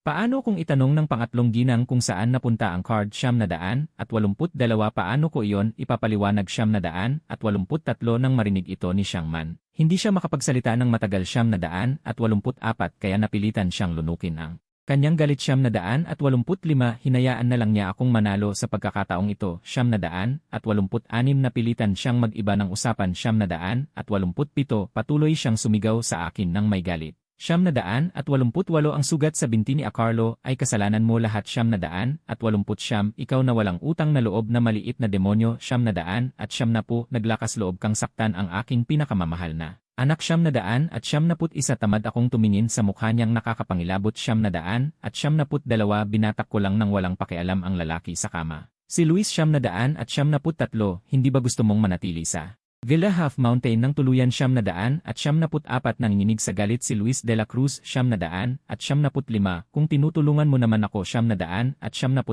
bakit hindi ako pinatuloy ng pangatlong? Ginang sa huli 777 tiningnan ko siya ng malamig 778 iyon ay dahil talagang nandidiri ang pangatlong ginang 700 harap sa ganitong antas ng pag-ayaw ng pangatlong ginang 1,000 bilang isang tagalabas. Ano naman ang magagawa ko para baguhin iyon 1,151 gusto niyang umiwas 1,152 ngunit mahinahon kong hinawakan ang kanyang baywang 1,153 nagulo ang tibok ng puso niya 1,154 at gayon din ang akin, ang inaasam-asam na 1,155 nakakapulang-pula sa loob ng Silid Hospital. Kami na lang ang natira, 3. Samantha Cruz. Sa wakas ay lubusang nabasag na ang peking maskara niya. Lorenzo, 757 ikaw na probinsyano, ibalik mo na agad ang bank card kay Luis. 758 iyon ay pag-aari ni Luis. 759 karapat dapat ka bang magkaroon ng perang iyan. 760 huwag kang magalit, sige na. 761 hindi naman talaga intensyon ng kapatid ko na agawin yon, kuya. 762 huwag kang mag-isip ng iba. 763 kapag natapos na si tatay sa malaking negosyong ito. 764 tiyak na bibigyan ka rin niya ng baon. 765 sa tonong mapagbigay at parang nagbibigay limbs, sinabi niya sa akin. 766, hindi ko napigilan ang pagtawa ng, ikaw na probinsyano, ibalik mo na agad ang bank card kay Luis. 758 iyon ay pag-aari ni Luis. Iyan ay isang bagay na nagkakahalaga ng 100. Ikaw na ganitong klase ay karapat-dapat bang magkaroon ng perang ito? Huwag kang magagalit ha. Tiyak na hindi intensyon ng kapatid ko na agawin ang sayo. Huwag kang mag-isip ng iba. Kapag natapos na si tatay sa malaking negosyo sa mga araw na ito, tiyak na bibigyan ka rin niya ng kaunting baon. Nagsalita siya sa akin na parang nagbibigay ng malaking biyaya. Hindi ko napigilan ang matawa ng malakas sa harapan niya. Ang galing ng pag-arte ng mabuti kong kapatid ay talagang tulad ng 10 taon na walang pagbabago. Talagang nakakapagpamangha. Nang makita ni Luis de la Cruz na ang kakaiba kong reaksyon ay hindi sumusunod sa kanya. Sa wakas ay hindi na niya napigilan ang pagkainip sa kanyang puso. Kuya, huwag mo nang palalain ang galit ni inay. Ibalik mo na agad sa akin ang card. Gusto mo ang card na ito? Para lang itong panaginip sa maghapon. Tiningnan ko ang kanilang mukha na puno ng pagkainip at kasakiman. Puno ng malamig na tawa sa loob ng aking puso. Ngayong araw, gagawin ko talagang sumama ang loob ng mag-ina. Kanina ay nakita mismo ng pangatlong binibini na nasa akin ang card na ito. Kung ibabalik ko ito sa inyo ngayon. Kung sakaling itanong ng pangatlong binibini kung nasaan ang card. Paano ko ba ipapaliwanag iyon? Nang marinig ito ni Xiang Man, hindi siya makapagsalita ng matagal. Kaya't napilitan siyang lunukin na lang ang kanyang hinanakit. Hayaan na lang akong makinabang dito. Napilitan siyang biglang lumipat ng usapan. Patuloy siyang sumigaw sa akin na may masamang tono. Ang sugat sa binti ay pawang kasalanan mo. Ikaw na walang pusong batang walang utang na loob. Paano mo nagawang saktan ang aking mahal na anak? Wala akong gana na tingnan man lang ang kanyang nakakasindak na mukha. Bahagya ko lang tinapik si Luis de la Cruz na nasa kama. Hindi ba't gusto mong manatili sa Half Mountain Villa? Si Luis de la Cruz ay nanginginig sa galit. Kung tinutulungan mo ako, bakit sa huli ay hindi ako pinanatili ng pangatlong binibini? Malamig kong tiningnan siya. Iyon ay dahil labis na naiinis ang pangatlong binibini. Sa harap ng ganitong antas ng pagkasuklam mula sa pangatlong binibini. Bilang isang tagalabas, ano pa bang magagawa ko? Baka naman isang daga na mabaho na biglang lumabas sa tabi ng daan. Maaari ko ring hawakan ang leeg ng ikatlong binibini. At pilitin siyang magustuhan ako. Si Luis de la Cruz ay halos lumuwa na ang mga mata. Malinaw na siya ay sobrang galit na hindi na mapigilan. Nang makita ni Samantha Cruz ang kanyang anak na lalaki na nagdusa ng ganoong kalaking kawalang katarungan. Bigla siyang sumigaw na parang asong ulol. Kahit na ano, kasalanan mo ang pagkakasugat ni Luis de la Cruz. Lumuhod ka agad sa harap ko. Yumuko at humingi ng tawad. Siya ay nagmumura ng masama. Habang sinusubukan akong itulak sa lupa. Nang malapit nang hawakan ako ng kanyang maruming kamay. Binawi ko ang aking kamay at hinawakan ang kanyang mahinang bahagi. Bigla ko siyang inihagis palabas. Ang buong katawan niya ay lumipad ng 5 metro ang layo. Nang makita ito ni Luis de la Cruz, gusto pa rin niyang hilahin ang kanyang nabaling binti na may makapal na benda. Upang saktan ako. Ngunit bago pa siya makahawak sa akin, mahigpit ko siyang hinawakan sa braso. Lumuhod at humingi ng tawad. Dahil gusto mo talagang manood ng palabas. Bibigyan kita ng gusto mo. Dahan-dahan akong yumuko. Luis de la Cruz, huwag kang masyadong nagmamadali. Ang mga utang ninyo sa akin ay hindi mababayaran ng lubusan sa pagkakataong ito. Sa wakas, lumabas ako sa nakakainip at nakapanlulumong silid ospital. Parang walang nangyari, lumabas ako ng ospital. Si Micaela Santos ay nagbabantay sa tabi ng kotse noon. Nakatitig ng mabuti sa bawat taong dumadaan. Alam ko sa aking puso. Natatakot siya na ako ay mapahamak sa loob mag-isa. O baka natatakot siya na ako ay lumingon at tumakas ng palihim. At mawala. Naghintay ng matagal. Hanggang makita niya ang aking figura sa pintuan. Ang pusong laging nasa lalamunan niya ay sa wakas ay kumalma ng ligtas. Ang babae ay kinakabahang sinuri ako mula ulo hanggang paa ng maingat. Mabilis akong humawak sa kanyang balikat. Huwag kang mag-alala. Wala akong kahit anong sugat. Pagkatapos ng lahat, ang mga talagang nasaktan at naapi ay nasa silid ospital. Ang grupo ng pamilyang De La Cruz. Mika, umuwi na tayo ng mabilis. Tiningnan ako ni Micaela Santos na may pagtataka. Sandali siyang nagdalawang isip na magsalita. Mika, ngayon, sa sarili kong sikap, nakuha ko ang 1,000,000 mula sa pamilyang De La Cruz. Ipinagmamalaki kong inilabas ang bank card na yon. Habang tinitingnan ako ni Micaela Santos na ganito, na parang pera lang ang nasa isip ko. Lumapit siya ng kaunti. At may ngiting puno ng pag-usisa ay nagtanong. Ganoon mo ba kahilig ang mga bagay na ito sa labas ng iyong katauhan? Halos tumango na ako.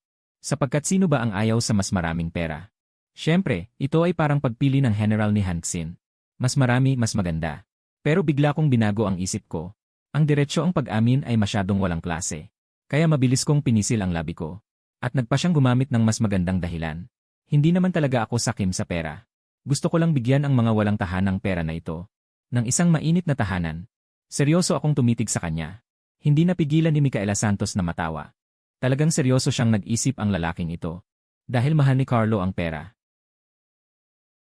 Ibig bang sabihin ay mas mamahalin din niya ako ng kaunti? Ibig bang sabihin ay bagay tayo sa isa't isa? Hindi na mamalayan, dumating na ang hapon. Ang paglubog ng araw ay nagbigay ng gintong liwanag sa buong villa. Binuksan ni Micaela Santos ang pinto at pumasok sa kwarto. May bitbit siyang itim na card ng kataas-taasang katayuan. Agad kong nakita ang itim na card na yon. At sa aking puso ay may biglang lumitaw na pakiramdam ng matagal nang hindi nararanasang pamilyar. Talaga bang para sa akin ang kayamanang ito? Nang makita ako ni Micaela Santos na ganito, biglang namula ang kanyang mukha. Naguguluhan niyang inilayo ang kanyang tingin. Tumango siya. At lumakad papunta sa gilid ng kama na parang sabay ang kamay at paa. Agad akong naupo sa tabi niya. Mahigpit niyang niyakap ang babae. Paano mo ako kayang pakitunguhan ng ganito? Mula nang bumalik kami sa villa sa gitna ng bundok. Maliban sa gabing iyon ng muling pagkabuhay. Wala pa kaming ganito kalapit na interaksyon. Itong bigla ang pagyakap na ito. Sa halip ay nagdulot ng pagkagulat kay Micaela Santos na karaniwang malamig at malayo. At siya ay naging parang hindi alam ang gagawin. Ang aking pangatlong binibini ay talagang mapagbigay. Sa isang iglap ay nagbigay ng napakaraming baon. Hindi lang siya napakaganda. At ang kanyang kahanga-hangang katawan ay hindi na kailangan pang banggitin. Sakto sa aking panlasa. Palaging nararamdaman ni Micaela Santos na sa aking mga papuri ay may kakaibang hindi maipaliwanag na pakiramdam. Kailangan niyang aliwin ang sarili sa isipan. Si Carlo ay laging simple at masunurin. Tiyak na hindi sinasadya na samantalahin siya sa mga salita. Palihim akong tumingin sa nahihiyang babae. Sa loob ko, nag-aalala ako ng lihim. Bakit ang babae sa pagkakataong ito ay may ganyang kahusay na pagpipigil? Hindi kaya kahit ako ay ganito kaaktibo, hindi ko siya maakit. Kung ito ay ang baliw niyang nakaraang buhay, malamang hindi na niya mapigilan ang sarili. Saan pa makakatulad ngayon na nagpapanggap na seryoso? Maliban sa mabaliw na gabing iyon ng aking muling pagsilang. Sa panahong ito, araw-araw siya ay mahinahon at disiplinado. Wala kahit kalahating sobrang kilos. Hindi ko maiwasang mag-alinlangan kung nagbago na ba talaga ang pagkatao ng taong ito. Ang aking kanang kamay ay mahigpit pa ring nakayakap sa balikat ng babae. Sinubukan niyang kumawala. Gusto niyang lumayo ng kaunti. Ngunit bigla kong hinigpitan ang hawak. Ang kanyang magandang damit ay bahagyang naigalaw dahil sa paghatak. Ang strap ng balikat ay dahan-dahang nahulog. Sa kalahating pulgadang tahimik na hangin, tanging ang nagmamadaling mga hininga ng bawat isa ang natira. Tumingin si Micaela Santos pababa sa kanyang bahagyang gusot na damit. At biglang tumingin sa akin. Puno ng gulat ang kanyang mga mata. Ang kanyang pisngi ay biglang nagkulay pula. Ang kanyang mga mata ay naguguluhang umiiwas kay Carlo. Tinitigan ko ang kanyang mamula-mulang pisngi at nanginginig na mahahabang pilikmata. Nanikip ang aking dibdib. Saan naman siya ang nangakit sa akin? Totoong ako ang hindi mapigilang gusto lumapit sa kanya. Ang dating pinapakitang kahinahunan at kalmado ay sa sandaling ito ay ganap na gumuho. Huwag kang umiwas sa akin. Boses na mababa at paus. May lakas na hindi maaaring tanggihan. Dahil pareho silang nakaupo sa gilid ng kama. Ang distansya ay malapit na. Ngayon ay halos magkadikit na ang mukha. Ang kapaligiran ay biglang naging napakatense. Si Micaela Santos ay nanigas ang buong katawan. Ang dulo ng kanyang tenga ay namula. Ang kanyang mga daliri ay napakapit ng mahigpit. Sa laylayan ng damit, nahiya at nag-alala. Ngunit hindi siya nangahas itulak ako. Bahagya siyang sumandal pa atras. Gusto niyang umiwas. Ngunit marahan ko siyang hinawakan sa baywang. Nagulo ang tibok ng kanyang puso. Ganoon din ang akin, ang matagal ko nang inaasam. Nakakapamula ng pisngi at nakakapagpabilis ng tibok ng puso, ang malabong ambience. Sa sandaling ito, biglang sumabog ng tuluyan.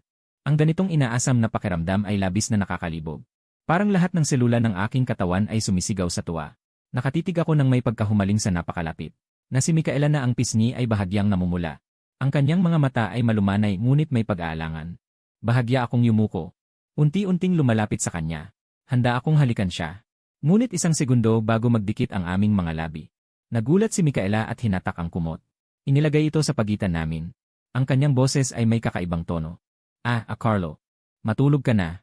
Nagpause siya. Alam kong hindi mo ito ginawa ng kusa. Bigla akong nagmulat ng mga mata. Labis akong nainis. Sino ang nagsabing hindi ito kusa? Totoong sinadya kong lumapit sa kanya. Gusto ko siyang halikan. Gusto ko siyang asarin. Tinitigan ko ang likod ni Micaela habang pumupunta siya sa banyo.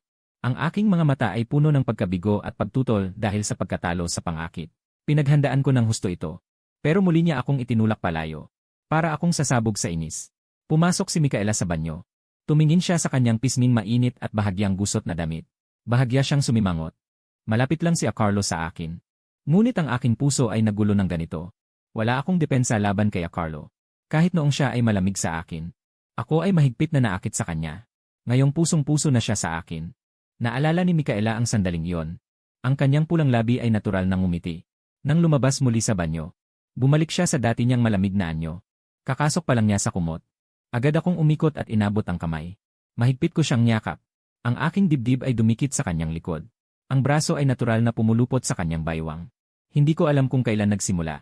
Sanay na akong matulog na nakayakap sa kanya. Kapag siya ay nasa tabi ko, doon lang ako nakakaramdam ng panatag. Noong dati, hindi ako umaasa ng ganyan sa isang tao. Pero ngayon, gusto ko lang siyang yakapin at hindi pakawalan. Bahagyang nanigas ang katawan ni Micaela. Pagkatapos ay dahan-dahang nag-relax. Hinayaan niya akong yakapin siya. Itinaas ang kamay at marahang tinapik ang braso ko. Mahinang nagsalita. Ang boses ay malamig. Ngunit may pagmamayari na hindi mapag-aalinlanganan. Carlo, mas mabuti pang huwag kang mag-isip na iwan ako kailanman. Kinabukasan, ginising ako ni Ding Dongsheng. Nakatanggap ako ng isang text message. Carlo, miss na kita. Gusto kong pirmahan mo na dyan. Kumunot ang noo ko. Ito ang text ng babaeng manloloko. Carlo, huwag kang matakot. Tiyak na ililigtas kita. Si Micaela ay isang demonyo. Tiyak na makakawala tayo sa kanya. Napangisi ako. Ang babaeng manloloko sa panlabas ay inaalagaan ako ng husto. Sa totoo lang, matagal na siyang nakikipag-flirt kay Luis de la Cruz. Nakakadiri ka. Ngayong gabi, hintayin mo ako sa airport. Dadalhin kita palayo sa Wencheng. Tatakas mula kay Micaela. Ang babaeng demonyo. Tiningnan ko ang nilalaman ng huling mensahe. Agad kong idinagdag sa blacklist ang lahat ng contact ng babaeng manloloko. Hindi ko pa kayang harapin si Janjan ngayon. Hindi pa lubos na nagtitiwala sa akin ang pangatlong binibini. Ako. Kung makikipagkita ako sa babaeng manloloko ngayon, magagalit siya.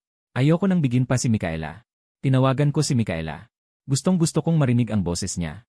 Isang bigla ang ringtone ang tumunog sa conference room. Sinira nito ang seryosong kapaligiran ng meeting. Pangatlong binibini, tawag po para sa inyo. Maingat na sabi ng assistant. Si Micaela ay nakaupo sa meeting room na nagbubuod. Ibinigay ang cellphone sa assistant. Nasa pangangalaga, ibaba na ang tawag. Si Micaela ay naiinip na tumingin sa assistant. Si A. Carlo ang tumatawag. Pangatlong binibini, sasagutin ba ninyo ang tawag niya? Iniabot ng assistant ang telepono. Kinuha ni Micaela ang cellphone. Narinig ang boses ko. Mika, busy ka ba ngayon?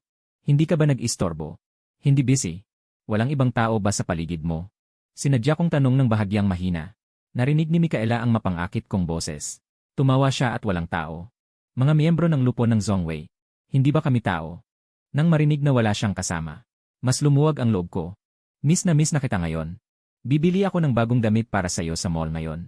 Hindi ba napunit ko ang damit mo kahapon? Ngayon ay babayaran kita ng bago. Bibili ako para sa'yo mamaya. Bumuntong hininga si Micaela. Bahagyang umiti ang kanyang labi. Nang lumabas ako ng mall dala-dala ang shopping bag. Biglang may sumugod sa akin. Ikuan, nakita na kita sa wakas. Biglang yumakap si Janjan sa akin. Subalit itinaboy ko siya. Huwag mo akong hawakan. Humina ako ng malalim. Upang mapigilan ang galit sa dibdib. Kung hindi, baka patayin ko itong babaeng walang hiya. Biglang nainip si Janjan. Carlo, hanggang kailan ka maglalaro? Habang may pasensya pa ako. Sumama ka na sa akin. Ilalayo kita kay Micaela. Nagkunot no ako. Bakit ko siya iiwasan? Napakabuti niya sa akin. Dapat ako'y manatili sa tabi niya. Mapagmataas na sinabi ni Janjan kay Carlo. Nakalimutan mo na ba ang pagkabilanggo niya sa'yo? Tanging ako lamang sa mundong ito ang nagmamahal sa'yo. Tiningnan ko siya na para bang basura. Hindi ba nakikipagrelasyon ka sa kapatid kong lalaki?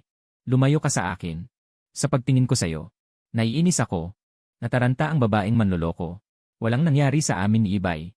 Kung babanggitin mo pa ito sa akin, magagalit na talaga ako. Sabi pa ni Janjan, huwag kang magpabata sa akin. Pumapayag akong sumama sa'yo. Ito na ang pinakamalaking swerte mo. Maglabas ka ng parte ng yaman mula sa pamilya Santos. Bibili tayo ng tiket ngayong gabi at aalis na. Tulad ng inaasahan, unti-unting lumalabas ang tunay na ugali ng babaeng manloloko. Napangiwi ako. Ano ang gagawin? Gusto ko siyang sampalin. Alam mo ba na si Micaela Santos ay may sakit sa pag-isip? Pwede siyang atakihin kahit kailan. Makakapatay siya. Kapag nasa tabi mo siya, biglang. Agad na nagmarka ang 5 daliri sa mukha ng manloloko. Pabaya akong nagtaas ng kilay. Carlo, huwag kang magmadali sa iyong kamatayan. Hintayin mong ikaw ay mapatay ni Micaela Santos. Wala ka nang maglilibing sa iyong bangkay. Galit na tiningnan ako ni Janjan. Hindi niya inaasahan na gagawin ko ito sa kanya. Sumama ka na sa akin ngayon. Papayagan pa kitang maging sunod-sunuran sa akin. Kung hindi, hindi na kita pakialaman. Hayaan kitang patayin sa pagpapahirap ni Micaela Santos. Sa harap ng ganitong pagbabanta niya, nagkunwari akong sumusunod sa kanya sa labas. Siyang-siyang. Kanina lamang ay gusto ko lang subukan kung totoo ka sa akin. Alam kong mali ako. Walang emosyon akong tumingin kay Janjan. May mga taong talagang nagmamadaling mamatay. Kahit anong pigilan, hindi mapigilan. Kung ganoon, tutuparin ko ang kagustuhan nila. Umirap si Micaela Santos. Carlo, kilalanin mo ang iyong posisyon. Huwag kang pumili ng mga tao sa labas. Di ko gusto ang ganoong uri ng lalaki. Pabaya akong nagtaas ng kilay. At hindi sumagot. Nagkunwaring naintindihan siya. Sumunod kay Micaela Santos sa kotse. Villa sa kalahati ng bundok. Nauna nang natapos ni Micaela Santos ang trabaho. Nagmadaling umuwi. Nang umuwi siya, ngunit hindi niya ako nakita. Sinabi sa kanya ni Carlo si Ginoong Carlo ay lumabas ng bahay ng hapon. Akala ni Micaela Santos nasa mall pa ako. Kaya umupo siya sa sofa at hinintay ako. Naghintay ng 30 minuto. Hindi pa rin ako bumalik. Sa halip, dumating ang isang sobre na dinala ng katulong. Para kanino ito? Tumingin si Micaela Santos sa sobre sa kamay ng katulong. Isang masamang pakiramdam ang bumalot sa kanyang isip. Ibigay mo sa akin. Kinuha ni Micaela Santos ang sobre. Inilabas ang laman nito. Nang makita niya ito, napatigil ang kanyang tingin. Pula ang kanyang mga mata. May ilang mga larawan sa loob. Nakatayo si Janjan sa tapat. At ako ay nakangiti sa kanya. Nagkita na naman sa ibang babae. At tumawa pa sa ibang babae. Bago mag-umaga ay nangako ako na hindi na ako makikipagkita sa babaeng iyon na si Janjan. Ngayon ay tila niloloko lang ako. May mga chat records din sa sulat. Ang pinakakapansin-pansin ay, hintayin mo ako sa airport ngayong gabi. Dadalhin kita palayo sa Wen City. Tatakas kay Micaela Santos. Ang demonyong si Carlo ay tumakas muli. Balak mo na namang umalis. Carlo, bakit hindi mo ako niloko ng mas matagal? Bakit hindi mo ako niloko habang buhay? Pinunit ni Micaela Santos ang mga larawan sa kanyang kamay. Ang pulang kulay ng kanyang mga mata ay nakakatakot.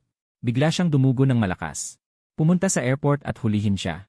Sa kabilang panig, sa kotse ay kami lang ni Janjan. Pagkasara ng pinto ng kotse, hindi niya namalayan kung gaano ako mapanganib na nakaupo sa tabi niya. Carlo, dapat matagal ka nang sumunod. Hindi pa siya natatapos magsalita. Inilagay ko na ang kutsilyo sa kanyang leg. Lorenzo, anong ginagawa mo? Bitawan mo ako. Ang kamay kong may hawak ng kutsilyo. Bahagyang pinilit. Dugo na umaagos mula sa balat. Nakakasilaw ang pula. Ang eksenang ito ay lalo akong pinasigla. Manahimik, huwag kang sumigaw. Kung hindi, mas mabilis kang mamamatay. Maganda ang soundproof ng sasakyan. Hindi nakikita sa labas. Hindi rin naririnig ang nangyayari sa loob. Tamang-tama para madali akong kumilos. Talagang hindi maisip ni Janjan kung ano ang sasapitin niya. Ibaba mo agad ang kutsilyo. Maaari kong kunwaring walang nangyari. Ngumisi ako ng malamig. Kunwaring walang nangyari. Pumikit-pikit ako. Alin sa mga binti mo ang dapat kong putulin? Nang marinig ang napakasakit kong boses. Noon lang napagtanto ni Janjan. Hindi ako nagbibiro sa kanya. Nanginginig ang kanyang mga binti. Azen, mali ako. Talagang mali ako. Hindi dapat ako nakikipagtalik sa iba. Hindi dapat ako nanligaw sa kapatid mo. Sinabi ko na may pagngangalit ng ngipin. Ang pinakamalaking pagkakamali mo ay hindi mo dapat sinaktan ang pangatlong binibini. Sumunod, sumigaw ng malakas ang babae. Pinagmasdan ko ang kanyang masakit na itsura. Ang ekspresyon ay tamad at bastos, may pagkawalang pakialam. Nasira ang mukha ng masamang babae. Sa wakas, nasiyahan ako. Villa sa gilid ng bundok. Nagmamadaling dumating si matandang Ginoong Santos. May dala siyang mahigit 100 kilalang doktor mula sa bansa. Sinusundan pa ng ilang dosenang gwardiya. Matandang Ginoo. Sa wakas dumating na kayo. Pangatlong binibini. Nagkasakit na naman ang pangatlong binibini. Tila mas malala ang sakit kaysa noong nakaraang pagkakataon. Nang makita ng katiwala si matandang Ginoong Santos, para siyang nakakita ng tagapagligtas. Sa loob ng sala, lahat ng bagay ay nasira. Inuutusan ng matandang Ginoo ang lahat. Unahin nating pakalmahin ang pangatlong binibini. Dapat ay painumin ng gamot ang pangatlong binibini. Wala nang nangahas lumapit kay Micaela Santos. Naipit ang sitwasyon. Nakatitig si Micaela Santos sa mga taong nasa tapat. Hindi na niya makilala ang mga taong ito sa kanyang mundo. Parang isang halimaw na na-stimulate. Patuloy na nasisira ang mga bagay-bagay. Patuloy na pinapalabas ang galit sa loob. Si Micaela Santos ay nawalan na ng bait. Sa ilang sandali pa ay baka magsimula na siyang manakit sa sarili. Si Bianca Reyes ay balisang nag-isip ng paraan upang hadlangan ang pag-atake ng pangatlong binibini sa pagkakataong ito. Dahil kailangan na agad na hulihin ang lalaking iyon. Alam ko na talagang walang mabuting intensyon si Carlo. Ilang araw pa lang ay lumitaw na ang tunay niyang anyo. Tinapik ng matandang Santos ang kanyang tungkod. Si Carlo na naman. Ang lalaking iyon ay ang sumpa ni Mika. Magpadala agad ng mas maraming tao, gapusin man o ano ay dapat siyang ibalik. Ngunit ang matanda ay sobrang galit kaya inatake ang puso. At mahigpit na umubo. Ang matandang Santos ay ang lolo ni Micaela Santos. Alam niya na kamakailan ay dinala ako ni Micaela Santos mula sa labas. Noon ay wala naman siyang reklamo sa akin. Basta masaya si Mika, ayos lang. Pero simula nang mailapit ako, sa kanyang paningin ay hindi ako naging tahimik. Hindi lang ako naging sanhi ng gulo sa Half Mountain Villa. Ngayon ay napasama ko pa na magkasakit si Mika. Unti-unting naging masama ang kanyang tingin sa akin. Maraming beses na niyang hiningi kay Micaela Santos na paalisin ako sa pamilyang Santos. Pero si Micaela Santos ay hindi nakikinig. Itinuturing pa rin akong kayamanan. Sa oras na walang magawa ang lahat, masayang sumigaw si Carlo Ma. Si Carlo na binata ay bumalik ng mag-isa. Pagpasok ko pa lang sa villa, nakita ko na ang grupo ng tao sa labas. Kasama pa ang lolo ng pangatlong binibini. Nagtataka akong tumingin sa lahat. Ano ba talaga ang nangyayari? Napansin ni Bianca Reyes ang ekspresyon ng aking mukha. Puno ng pag-alipusta. Ngunit may halong pagkagulat. Hindi ko siya pinansin. Diretso akong tumingin sa loob ng villa. Nasaan si Mika?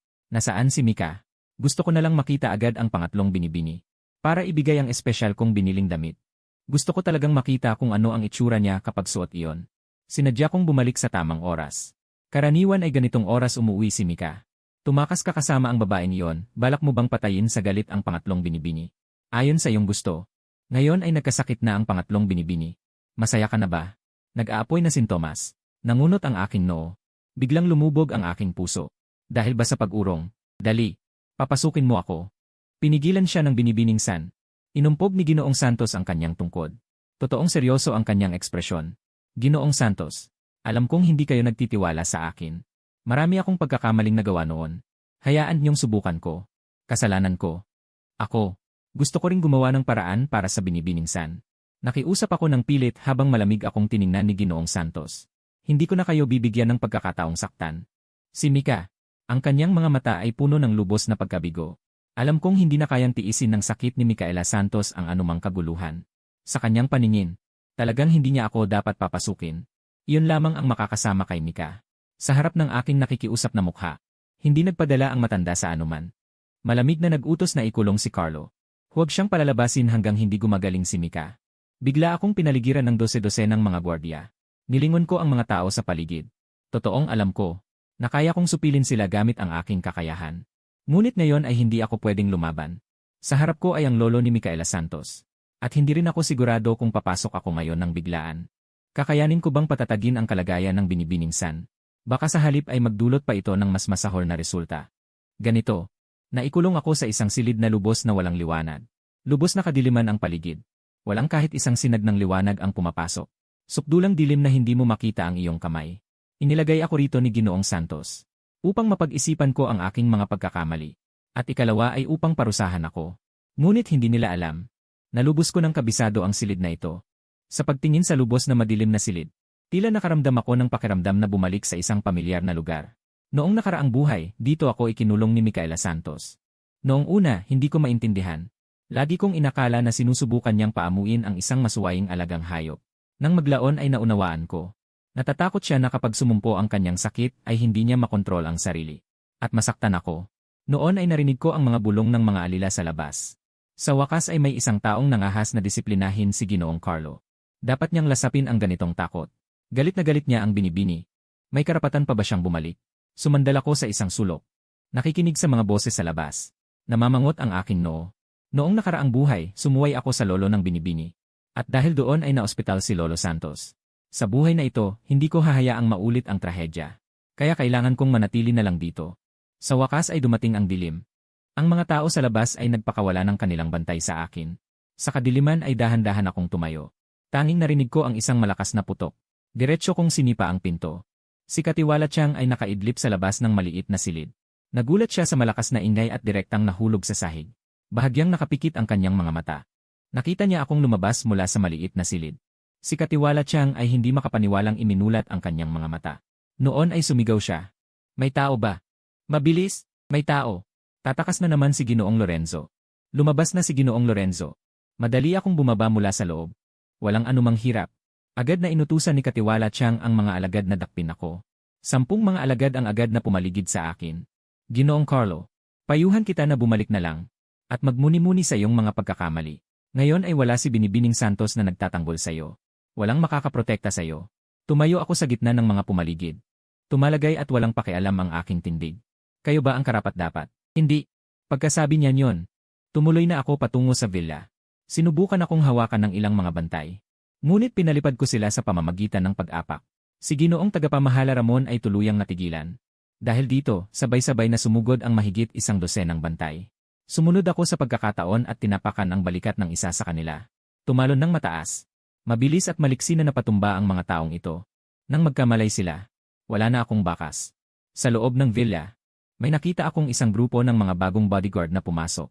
Mga sugatan na ni Micaela ay isa-isang inilabas. Ang babaeng iyon ay wala na sa sarili dahil sa galit. Pati ang patalim ay itinutok na sa sarili. Nagsimula ng maglaslas. Si Bianca Reyes ay nakatayong balisa sa tabi. Hindi makalapit kay third sister. Ibaba mo ang patalim. Si Old Master Santos ay nagsalita nang nanginginig hawak ang kanyang baston. Mika, makinig ka. Huwag mong saktan ang sarili. Wala na akong pakialam. Bigla akong sumugod papasok. Hayaan niyo akong subukan. Huwag mong subukang sirain si Mika. Si Old Master Santos ay maring humawak sa baston. Ang tono ay lubhang seryoso. Hindi ko sasaktan ang binibining Mika. Santos Lao. Nakikiusap ako pagkatiwalaan niyo ako ng isang beses. Ang aking ekspresyon ngayon ay lubhang balisa. Tila sasabog ang aking puso sa kaba. Ako ay tiningnan ni Old Master Santos. Nakikita mo ang kalagayan ni Mika ngayon. Hindi ito kayanin ng mga bodyguard. Kung papasok ka, mamamatay ka lang. Matatag akong sumagot. Hindi ako takot mamatay. Hayaan niyo akong pumasok at subukan. Paano kung mabigo ka? Sasamahan ko siya sa kamatayan. Sa wakas ay pumayag na si Old Master Santos. At pinapasok ako pansamantala. Sa loob ng malawak na silid. Si Micaela ay maputla ang mukha.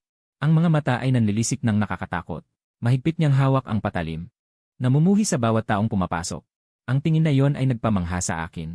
Ang matalim na talim ay tumusok na sa kanyang palad. Ngunit parang wala siyang nararamdamang sakit. Siya ngayon ay parang isang ganap na wala sa sariling pasyenteng may sakit sa pag-isip. Hakbang-hakbang akong pumasok mula sa pintuan. Sa unang sulyap ko sa kanya, agad na namula ang aking mga mata. Nakatayo si Bianca Reyes sa labas. Iniling ang kanyang ulo ng may pagkabigo. Tiyak na natakot si Carlo. Normal lang naman. Ang makakita ng ganoong ikatlong binibini ay nakakatakot. Habang pinaplano ni Bianca Reyes na ipahila ako ng mga gwardiya para protektahan, ginamit ko ang lahat ng aking lakas para tumakbo palapit kay Micaela Santos. Teka, tapos na. Wala nang sentido kumun ang ikatlong ate. Tiyak na papatayin niya si Carlo. Bigla kong itinumba si Micaela Santos sa lupa. Mahigpit na niyakap ang baliw na babaeng ito. Mika, ibigay mo sa akin ang kutsilyo. Tingnan mo ako. Narito ako. Tinitigan ko siya ng mataman. Sinusubukang painitin siya gamit ang aking katawan. Ang lahat ng mga gwardiya sa labas ay nagulat. Ginoong Carlo, nagbibiro ka ba? Marami kami. Kahit magsikap kami ay hindi nakuha ang kutsilyo mula sa ikatlong binibini. Akala mo ba sa isang salita mo lang ay susunod siya sa'yo? Tumawa ang lahat. Pinakita ang paghamak sa akin. Ngunit kanina ay hindi niya kilala ang sinuman. Ngayon si Micaela Santos ay sunod-sunuran sa akin. Ibinigay ang sandata sa kanyang kamay. Ang grupo sa labas, bata. Marami ka bang katanungan? Naramdaman ko ang matinding pagkahumaling at sakit sa kanyang mga mata. Ngunit alam ko sa aking puso, kahit mawalan siya ng sentido komun, hindi niya kailanman itutok ang talim sa akin.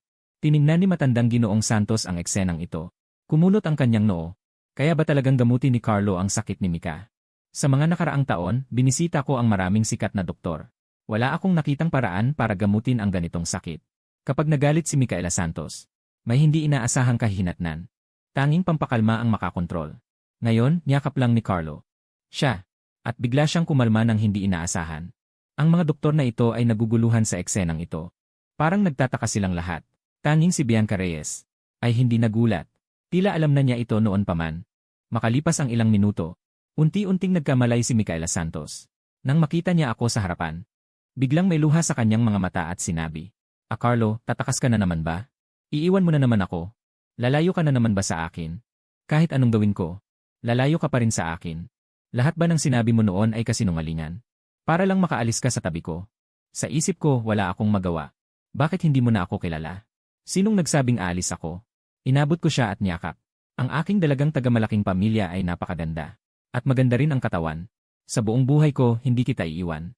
Inilapag niya ang kanyang ulo sa aking balikat. Sinungaling ka. Ngayon, pumunta ka sa airport kasama ang ibang babae. At mumiti ka pa sa babaeng iyon. Sumakay ka pa sa isang sasakyan kasama siya. Hinalikan ko siya ng marahan sa noo. Tinitigan niya ako nang hindi makapaniwala.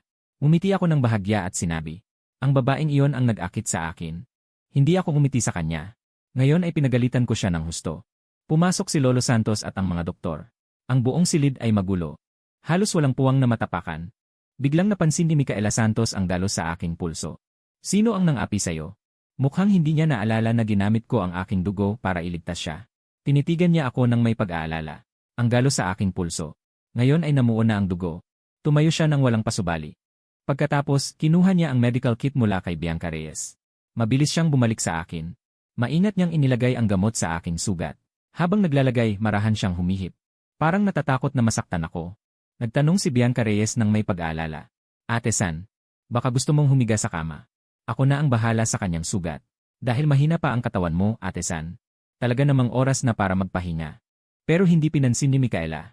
Patuloy siyang nakatutok sa pag-aalaga ng sugat ko. Sa tingin ko mismo, hindi naman gaanong seryoso ang sugat na ito. Hindi naman kailangan ng ganitong maingat na pag-aalala. Ngunit ang babaeng ito ay parang gustong ilapat lahat ng gamot sa akin. Pagkatapos maglagay ng gamot nagdiwi siya at sinabi, huwag mong hayaang masaktan ka. Umiti ako at tumango. CJ, susunod ako kay Mika. Nakita niya akong masunurin. Sa halip lalo siyang nag-alala. Si Carlo ba ay nahuli dahil sa hindi matagumpay na pagtakas? Kaya sinadya niyang magpakita ng ganito kabuti. Si Carlo ba ay niloloko pa rin ako ngayon? Matapos ako bendahin ni Micaela sa kalang nagkaroon ng pagkakataon si Bianca Reyes na suriin ang katawan niya. Ang ikinagulat niya, si Micaela ay gumaling ng mas mabilis kaysa dati. Dahil kaya sa madaling araw. Medyo gabi na noon. Pagkatapos suriin ang katawan, lahat ay bumalik sa kani-kanilang lugar. Gusto kong bumaba ng kama at maglakad-lakad. Pinigilan ako ni Micaela. Carlo, may sugat ka, hindi ka pwedeng bumaba ng kama. Tumingin ako sa aking pulso. At tiningnan ang kalagayan ng aking katawan. Sa tingin ko hindi pa naman ako ganoong may sakit para hindi makababa ng kama. Itinuro ko ang shopping bag sa sulok. Kung gayon tulungan mo akong kunin ang bag na yon. Kinuha ko mula sa bag ang itim na damit. Umiti ako sa kanya ng malumanay. Binili ko para sa'yo. Gamit ang iyong card. Binitbit ni Micaela ang damit. Ang kanyang mga mata ay may hindi maipaliwanag na tuwa. Mukhang napansin niya. Hindi ko naman intensyong tumakas. Sa halip talagang binilhan ko siya ng damit. Mika, pagkatiwalaan mo ako ulit. Mananatili ako sa tabi mo. Hindi na ako mag-isip na tumakas. Hindi nagsalita si Micaela. Umikot ang kanyang mga mata. Inabot ko ang aking mga kamay at hinawakan ang kanyang mukha. Magkakaroon tayo ng anak. Ilang gusto mo? Gagawin ko kung ilan ang gusto mo. Si Micaela na kanina ay malamig ang buong katawan. Agad na mula ng husto ang kanyang pisngi. Asen, huwag mo akong dayain. Alam ko ang sinabi ko kanina. Seryosong seryoso siya sa lahat ng iyon. Sa pagmamasid sa kanyang inosenteng anyo, hindi ko napigilang mapangiti. Hinawakan ko ang kanyang maliit na mukha, at hinalikan ko ang kanyang pulang labi. Agad na naglaho ang tingin sa kanyang mga mata. Tila hindi makapaniwala na pinisil ang kanyang pulang labi. Naniniwala ka na ba ngayon? Hinahalikan mo si Micaela Santos. Nakatingin siya sa akin ng may pananabik. Parang batang humihingi ng candy sa matanda. Yumakap ako sa kanya. Maganda ang tulog ko noong gabing iyon. Pagkagising, mahigpit pa ring nakayakap si Micaela Santos sa bewang ko. Tahimik ang kanyang pagtulog. Marahil dahil nasa tabi ko siya. Kaya siya payapa. O kaya'y dahil epektibo ang aking paggamot sa kanya. Kahit na inatake siya kahapon, wala siyang naging malubhang epekto tulad ng dati. Pagkagising, agad kumuha si Micaela Santos ng medical kit para palitan ang bendahe ko. Nagdala pa siya ng mainit na tuwalya para punasan ang aking mukha at kamay. Nang bumaba kami, matagal nang naghihintay si Lolo Santos sa ibaba. Kasunod niya ang isang grupo ng mga profesional na doktor. Suriin niyo agad si Mika. Nag-aalalang sabi ni Lolo Santos. Ang mga doktor na ito ay espesyal na sinanay ng pamilyang Santos. Para gamutin ang sakit na galit ni Micaela Santos. Iginagalang nilang inilabas ang mga medikal na kagamitan. Matapos suriin, nagtataka ang bawat isa sa mga doktor. Pangatlong binibini. Mabilis kayong nakabawi sa inyong pag-atake sa pagkakataong ito. Bunga ito ng epekto ng dugo ni Ginoong Lin. Tuwang-tuwa si Lolo Santos. Marahil iniisip niya. Sa wakas ay natagpuan na ang paraan para gamutin ang sakit ni Mika. Nang marinig ang sinabi ng mga doktor, walang gulat na lumitaw sa mukha ni Micaela Santos. Inaakala kong alam na niya na ang aking dugo ay panlaban sa lahat ng lason. At makokontrol ang kanyang karamdaman. Maging ang unang pagkikita namin ay dahil sa ininom niya ang aking dugo. Mas naging excited ang mga doktor. Pangatlong binibini. Iminumungkahi kong kumuha ng dugo si Ginoong Lin para pag-aralan sa laboratorio. Diretso ko siyang ipinasok sa laboratorio. Tiyak na makakapag-research kami ng lunas para sa'yo. Isang malamig na tingin ang ipinukol ni Micaela Santos sa mga doktor. Ulitin mo yan. Pangatlong binibini. Sabi ko hindi pa tapos ang mga doktor. Sinalubong sila ng sigaw ni Micaela Santos palabas. Lumabas kayong lahat. Sinuman ang mangahas na galawin si Carlo. Kukunin ko ang buhay niya. Alam kong hindi niya ako inilapit. Para lang gamutin ang kanyang sakit na galit. Tungkol sa mga bagay-bagay kay Carlo. Wala kayong sasabihin kahit isang salita sa labas. Malamig na nagbanta si Micaela Santos sa lahat ng doktor. Malinaw sa akin. Kung malaman ng mga tao sa labas na ang aking dugo ay nakakapagpagaling ng lahat ng sakit. Hindi ko alam kung ilan ang gugustuhin na kumuha ng aking dugo. Nakatayo si Ginoong Santos sa isang tabi. Nakikita ang tagpong ito. Naunawaan niya na determinado si Micaela Santos na huwag akong saktan. Mika, kung ayaw mong gamitin ang dugo ni Ginoong Lorenzo para sa paggamot, palayain mo na siya ng maaga. Mabigat ang kanyang pananalita. Alam ko mula nang dumating ako sa villa sa bundok. Gumagawa ako ng gulo araw-araw. At palagi kong pinapagalit si Mika. Sa paningin ng matanda. Sa halip na iwan ako, mas mabuti pang umalis ako. Para hindi na magalit at magkasakit si Mika dahil sa akin. Impossible. Bigla akong hinawakan ng mahigpit ni Micaela Santos. Walang sinuman ang makakapag-alis sa akin mula sa kanyang tabi. Nagkunot ang noo ni Ginoong Santos. Mika, ang lalaking ito ay magpapahamak lamang sa'yo. Tungkol sa aking mga ginawa sa villa sa bundok sa nakaraang ilang buwan. Tiyak na narinig na ito ng matanda. Malamang gusto na niyang paalisin ako agad ni Micaela Santos. Walang ekspresyon ang mukha ng matanda. At higit pa, sa tingin mo ba gusto ni Ginoong Lorenzo na manatili sa iyong tabi? Nang banggitin ni Ginoong Santos ang mga kalokohan ko noon, nahiya ako at hindi makapagsalita. Sa wakas, nagkaroon ako ng pagkakataong magsalita. Gusto ko. Agad kong inulit. Talagang gusto ko. Nagkunot ang noo ni Ginoong Santos. Ito ay malamang na hindi katulad ng inaakala niya. Lorenzo, hindi mo kailangang lokohin ako. Palagi kang nakakulong kay Micaela Santos. Kasalanan niya yon. Pababayaan ko siyang palayain ka. Nagmamadali akong sumagot. Noon, dati, wala akong alam. Ngayon, taos puso kong nais na manatili sa tabi ni Mika. Kahit maging bag ng dugo ay gagawin ko. Dahil ang aking dugo ay makapagpapagaling sa sakit niya. Kusa ko itong ginagawa. Namuo ang noo ni Micaela Santos at pinigilan ako. Huwag kang magsalita ng walang katuturan. Nakaupo si matandang Ginoong Santos sa sopa. Nagmuni-muni ang kanyang itsura. Makalipas ang mahabang sandali. Siya lang ang nagsalita. Maaaring manatili si Ginoong Lin sa mansyon ng Santos. Nang marinig ang sagot na ito, tuwang-tuwa ako. Tumingin sa amin si matandang Ginoong Santos na nasa sopa. Nanatiling masungit ang kanyang noo. Hindi niya alam kung tama ba ang desisyong ito.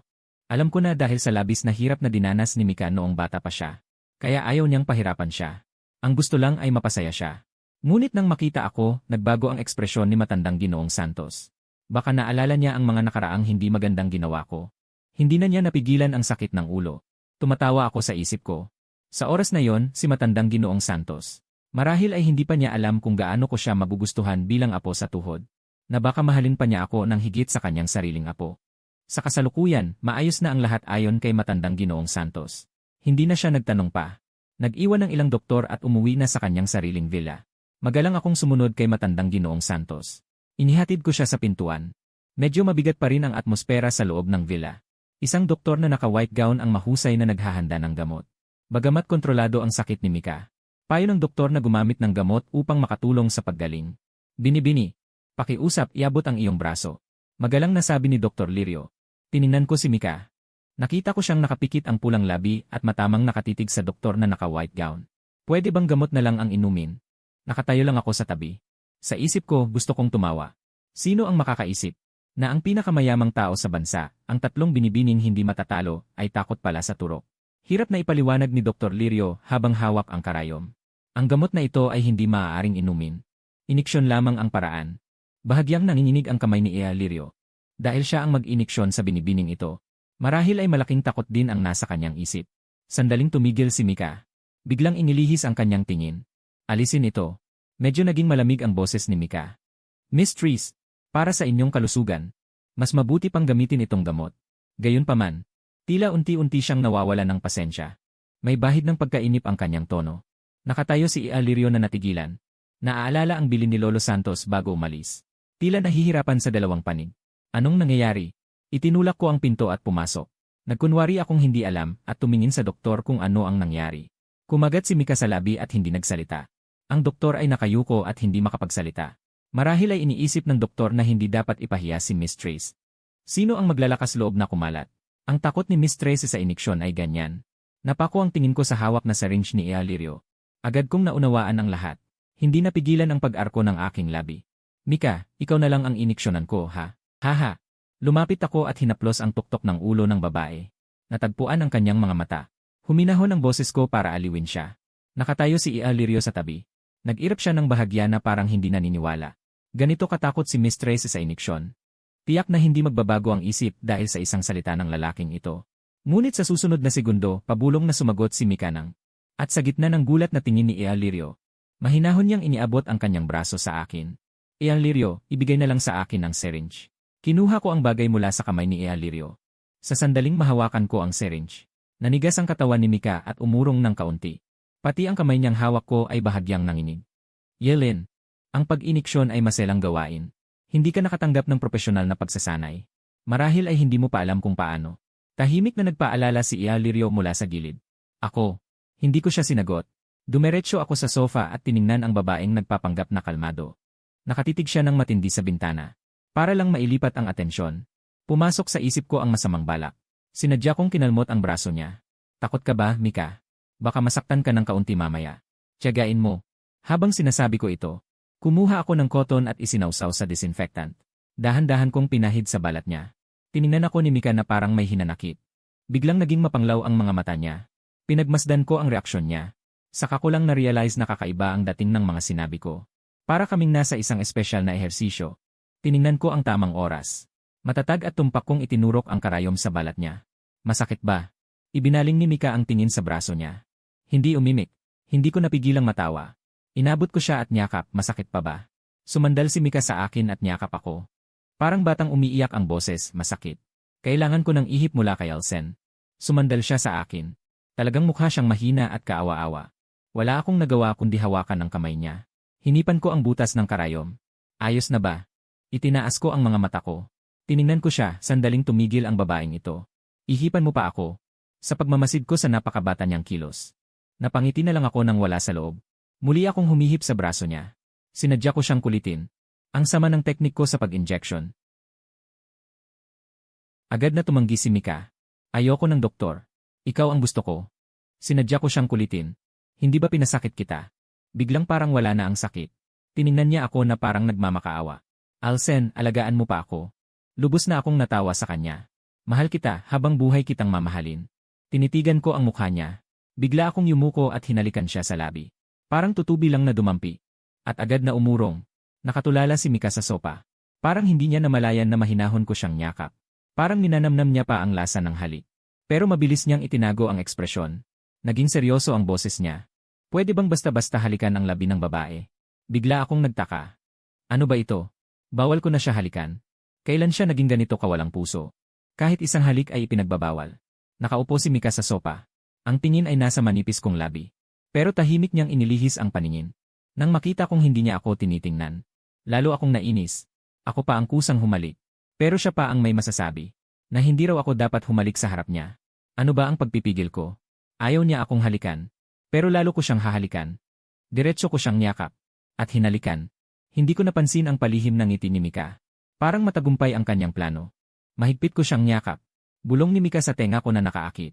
Si Carlo ngayon ay napakaaktibo ah. Tinitigan ko siya ng may pagmamahal. Akin ka na talaga. Pagkatapos ay muling humalik. Biglang narinig ang boses ni Third Sister Bianca Reyes. Pumasok siya at nakita ang nakakagulat na tagpo. Sa kanyang pananaw, malamang naisip niya na wala akong pakialam sa kalooban ni Pangatlong Binibini. Pinipilit ko siya. Hindi niya alam na ito ay plano ng babaeng ito. Carlo, huwag kang mang-abuso. Pangatlong Binibini. Narinig ang boses ng ibang tao. Ako ay nagulat. Galit na tiningnan ni Micaela Santos si Bianca Reyes. Bakit itong sinanyan laging dumarating sa mahalagang sandali? Mas mabuti pang ipadala ko na siya sa Africa. Naramdaman ni Mika ang aking hiya. Kaya napangiti siya ng bahagya. Si Bianca Reyes Bianca ay nag-aalala. Ate, lumayo ka kay Carlo. Ang panggagahasa ay krimen. Siya ay nagkasala. Galit na tiningnan siya ni Mika. Kitang-kita ni Bianca Reyes Bianca ang pag-ayaw nito. Pero pinili niyang manatiling abala. Carlo, huwag mo akong pilitin. Nakita ni Bianca Reyes Bianca ang kanyang sarili bilang tagapagligtas. Saka lang ako iniwan ni Micaela Santos. Sinipan niya ang puwet ni Bianca Reyes Bianca. Lalabanan mo pa si Carlo. Sigurado ka bang? Hindi kita papatayin? Nasipa si Bianca Reyes Bianca. Nagmaktol siya. 8. Gusto ko lang siyang takutin. Hindi ako mangahas na galitin ang iyong mahal. Malamig na humingi ng tawad si Mika. Nanigas ang lig ni Bianca Reyes Bianca. Hindi ako hihingi ng tawad. Pinikit ni Micaela Santos ang kanyang mga mata. Gusto mo na namang magtrabaho sa morgue ng ospital.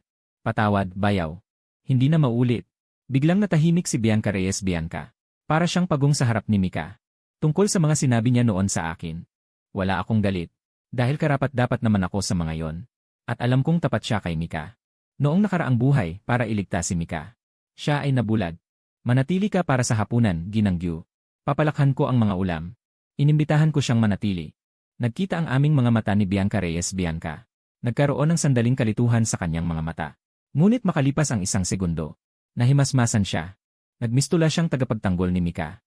Nahandang hadlangan ako. Ate, may sasabihin ako sa'yo. Pagkaalis ko sa kusina. Bulong ni Bianca Reyes. Bianca kay Micaela Santos. Naaalala mo ba si Janjan? Ang babaeng gusto dati ng bayaw. Nang marinig ang pangalan ni Janjan, kumunot ang noo ni Micaela. Sira na ang kanyang mukha. Naghahanap siya ng gamot sa iba't ibang lugar. Natuklasan ito ni Bianca Reyes nang hindi sinasadya. Sabi nila igawa raw ito ng paghihiganti.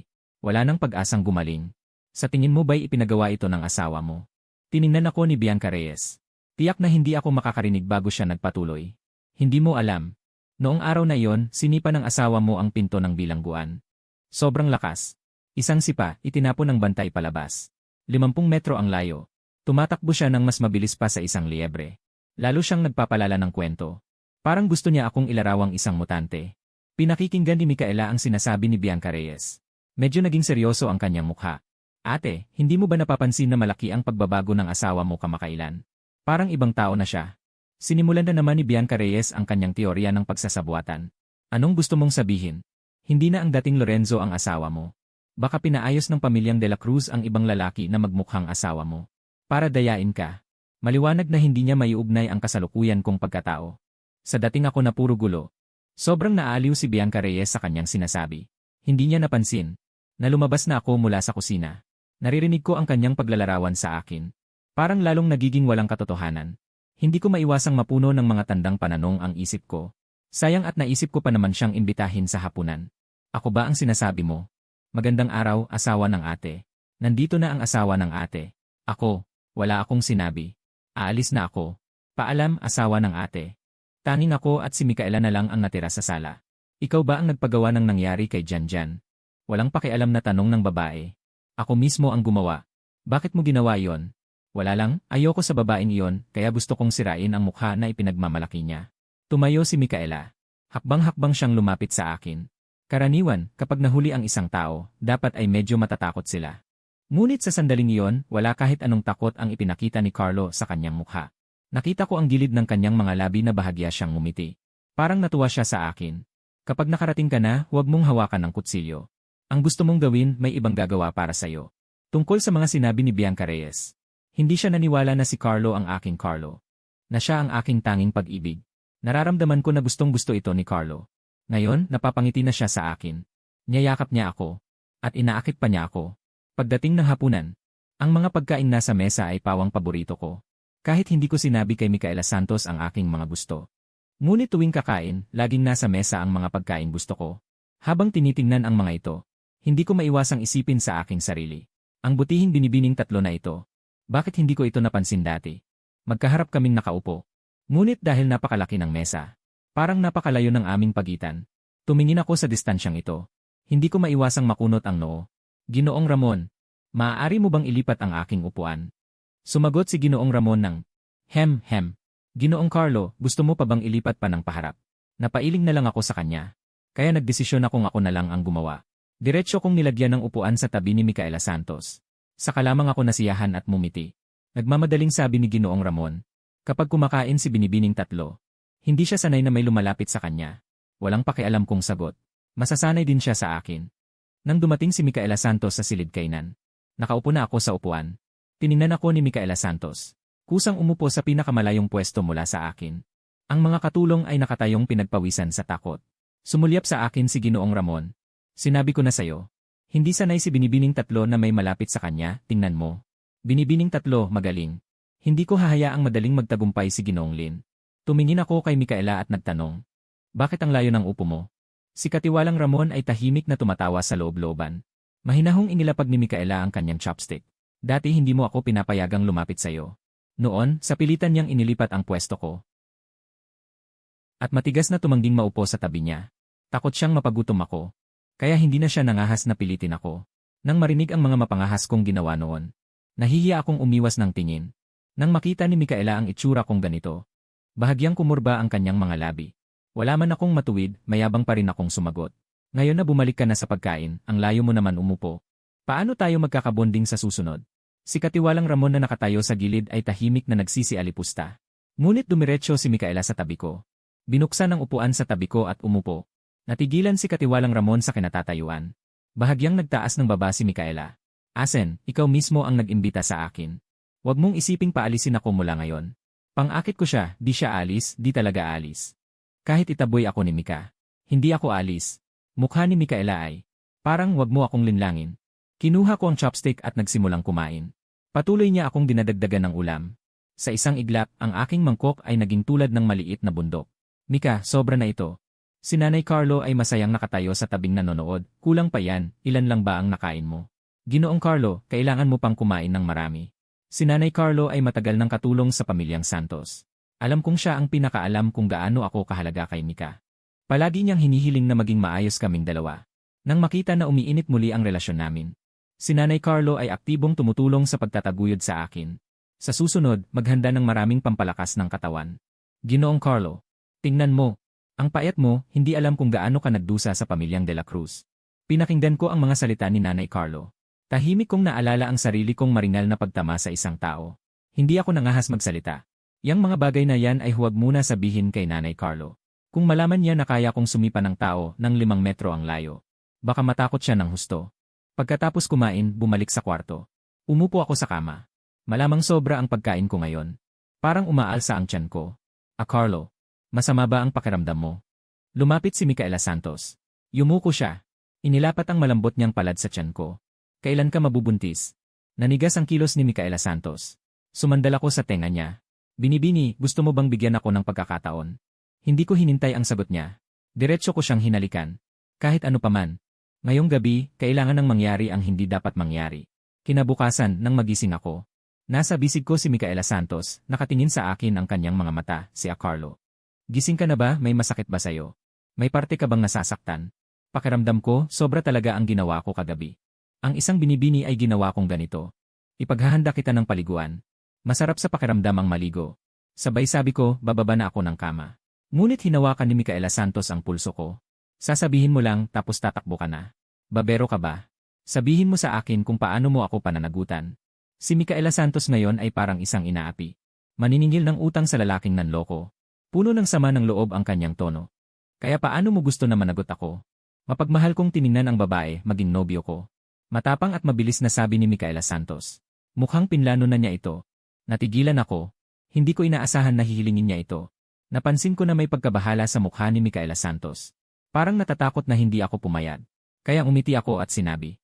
CJ, hindi makapaniwalang tumingin sa akin si Micaela Santos. Carlo, pumayag ka ba? Pumayag ako. Wala kang bawian ha. Hindi ako babawi. Ang ganda naman kasi ng binibini. Maganda ang katawan. At napaka mapagmahal pa. Bakit ako magbabalik tanaw? Tumayo si Micaela Santos mula sa kama. Mahigpit akong yakap. Sa totoo lang, simula ng araw na yon na dinala niya ako sa Half Mountain Villa. Ako ang kanyang asawa. Ngunit hindi pa huli ang lahat para magsimula ngayon ang pag-ibigan. Buong araw siyang nalunod sa kaligayahang ako ay pumayag na maging kanyang nobyo. Dumating ang aking katulong upang maghatid ng mga dokumento sa Half Mountain Villa. Ang nakita niya ay ang mukha ni Micaela Santos na walang emosyon. Pangatlong binibini. Nasira ka na ba ni Ginoong Carlo? Bakit para kang nawala ng ulirat? Lumapit ang katulong. Tinapik ang kanyang balikat. Pangatlong binibini. Ayos lang ba kayo? Nabalik sa sarili si Micaela Santos. Nakatingin sa katulong na may inis. Anong ginagawa mo rito? May ilang gawain na kailangan ng pangatlong binibini. Inilapag niya ang mga dokumento sa mesa. Gusto kong manatili sa bahay kasama si Carlo. Huwag mo akong gambalain sa trabaho. Ayaw ni Micaela Santos na tingnan ang mga dokumentong iyon. Kahit anong kontrata ay nagkakahalaga ng milyon-milyon. Maging bilyon. Inayos ng katulong ang mga dokumento. At aalis na sana. Tiningnan ni Micaela Santos ang kanyang likuran. Tinawag siya. Tinanong kung may nobyo ka ba. Wala. Bakit wala ka man lang nobyo? Bago ako maging katulong mo, may ilan akong nakadate. Ano ba yon? Sa loob-loob ng katulong ng pangatlong binibini, walang tigil ang reklamo. Kung hindi dahil sa pangatlong binibini, Ang sobrang bigat ng trabaho na iniaatas mo sa akin araw-araw. Nakipaghiwalay ba sa akin ang nobyo ko? Biglang nagliwanag ang mga mata ni Micaela Santos. Kung gayon, alam mo kung paano pigilan ang puso ng isang lalaki. Napangiwi ang katulong. Sinimulan niyang turuan si Micaela Santos kung paano manligaw. Sumandal ako sa pintuan. Pinapanood ang itsura niya na seryosong nagsusulat ng mga tala. Hindi napigilang matawa ng mahina. Noong nakaraang buhay, siya ay nasa itaas at iginagalang. Si Micaela Santos na kinakatakutan ng lahat. Pangatlong binibini. May sakit na bipolar. Kahit lumapit sa akin ay maingat. Sa buhay na ito, para manatili ako, natuto siyang magpakita ng pagsisikap at kaba sa kanyang mga mata. Higit pa sa libu-libong salita ng pag-ibig ang nagpatibok ng puso ko. Lumapit ako. Dahan-dahang inalis ang notebook sa kanyang kamay. Yumuko at hinalikan ang kanyang labi. Hindi mo kailangang matuto. Kung ano ka man. Gusto kita. Namula ang tainga ni Micaela Santos. Inabot niya ang kanyang kamay at niyakap ang bewang ko. Inilapat ang mukha sa dibdib ko. Parang pusang sa wakas ay nakatagpo ng tahanan. Marahan kong hinaplos ang kanyang likod. Muling bumangon sa akin ang pagsisisi ng nakaraang buhay. Dati akong nalinlang nina Luis de la Cruz at Jan Jan. Isang pagtakas. Sinaktan niya siya. Kahit na pinilit siya ng kamatayan. Hinayaan niya akong umalis. Noon ko lang siya nakita na nakaupo sa wheelchair. Nakabantay sa aking lapida. Umiiyak hanggang mawalan ng malay. Ang sunog na yon, para iligtas ako. Naging permanenteng kapansanan siya. At nalaman ko lang ito pagkatapos kong mamatay. Ibinigay niya ang lahat. Pinrotektahan ako ng buo. Ngunit tinapakan ko ang kanyang tunay na damdamin. Hindi ko na siya hahayaang makaramdam ng kahit kaunting paghihirap. Marunong na umalis ang katulong. Kaming dalawa na lang ang natira sa kwarto. Tumingin sa akin si Micaela Santos. May seryosong mga mata. Carlo, ayokong mawala ka. Huwag mo akong iwan kailanman. Okay lang ba? Hinawakan ko ng mahigpit ang kanyang mga daliri. Hinaplos ang kanyang malambot na balat. Hindi na. Sa buhay na ito at sa susunod, ikaw lang ang aking babantayan. Hindi nagtagal. Biglang pumasok si Bianca Reyes na puno ng sigla. Pagsalok pa lang ay sumigaw na. Ikatlong ate, gusto mong tuluyang wasakin ang babaeng yon. Itinaas ko ang kilay para ipagpatuloy niya ang kwento. Nakaramdam ng kasiyahan si Bianca Reyes. Matapos siyang masiraan ng mukha, naghanap siya ng lunas sa iba't ibang dako. Naubos ang pera ngunit hindi pa rin gumaling. Gustong humingi ng tulong sa pamilyang De La Cruz. Ngunit ang pamilyang De La Cruz mismo ay hirap na ring magtaguyod. Matagal ko nang pinlano ang lahat ng ito. Matapos kong malubhang masugatan si Luis de la Cruz. Paulit-ulit na nagkaroon ng impeksyon ang kanyang sugat. Naiwan siyang may permanenteng kapansanan sa binti. Hindi na siya muling nakatayo. Nag-alala si Samantha Cruz sa kanyang anak. Humingi siya ng tulong sa maraming tao. Ngunit dahil sa kanyang dating pagiging maramot, walang tumulong sa kanya. Ang negosyo ng pamilyang De La Cruz ay nakadepende kay Santos Gia. Inutusan ko ang pamilyang Santos na putulin ang lahat ng kanilang pakikipagtulungan, agad na bumagsak ang kumpanya. Napuno ng utang. Dati silang nakatataas. Ang pamilyang De La Cruz na yumuyurak sa akin na parang alipin. Ngayon ay nasa kawawaang kalagayan. Araw-araw na hinahabol ng mga pinagkakautangan. Maging ang pagkain at damit ay problema na. Ito ang utang nila sa akin. Ito rin ang bunga ng karma mula sa nakaraang buhay, nagbabalik ang ganti. Tungkol naman kay Jan Jan, na sa nakaraang buhay ay naghasik ng alitan. Na nagdulot ng paghihiwalay namin ni Micaela Santos. Ang babaeng ito ay nawalan ng reputasyon matapos masiraan ng mukha. Wala na siyang kakayahang mangakit ng mga lalaki. Sa huli, napunta siya sa lansangan. Naging katatawanan at kinasusuklaman ng lahat. Ang masasamang tao ay may kanya-kanyang kaparusahan. Sa wakas, kami ni Micaela Santos ay lubos ng makakawala sa mga hindi pagkakaunawaang ito. Tumingin sa akin si Micaela Santos, walang bahid ng sisi sa kanyang mga mata. Tanging pag-aalala lamang, ikaw. Huwag nang gumawa ng mga mapanganib na bagay. Ano man ang gusto mong gawin, ako na ang gagawa. Noong una, puno ng pag-iingat sa akin si Lolo Santos. Inakala niya na ako ang kapahamakan ni Micaela Santos. Ngunit nang makita niyang hindi na nagbalik ang bipolar disorder ni Micaela Santos dahil sa akin. Araw-araw siyang may ngiti sa kanyang mga mata. Lumalala ang kanyang kalagayan. Sa wakas, pumayag na siya. Isang araw, tinawag ako ni Lolo sa kanyang silid-aklatan. Ibinigay niya sa akin ang dokumento ng otorisasyon para sa negosyo ng pamilyang Santos. Carlo, si Mica ay nasa iyo na. Ang lahat ng pag-aari ng pamilyang Santos ay sa inyo. Seryoso kong tinanggap. Salita bawat salita ang aking pangako. Ipangangako ko kay Lolo na poprotektahan ko si Mica gamit ang aking buhay. At mamahalin ko siya habang buhay. Tahimik nang dumadaloy ang aming mga araw. Puno ng init at saya ang villa sa bundok. Sinunod ni Micaela Santos ang itinuro ng kanyang assistant. At pinaghandaan ako ng sorpresa ng medyo torpe. Naalala niya lahat ng gusto ko. Mahigpit niyang hinahawakan ang kamay ko paglabas ko. At kapag nanaginip ako ng masama, dahan-dahan niyang pinapalo ang likod ko para aliwin ako. Sama-sama kaming nanonood ng pagsikat ng araw tuwing umaga.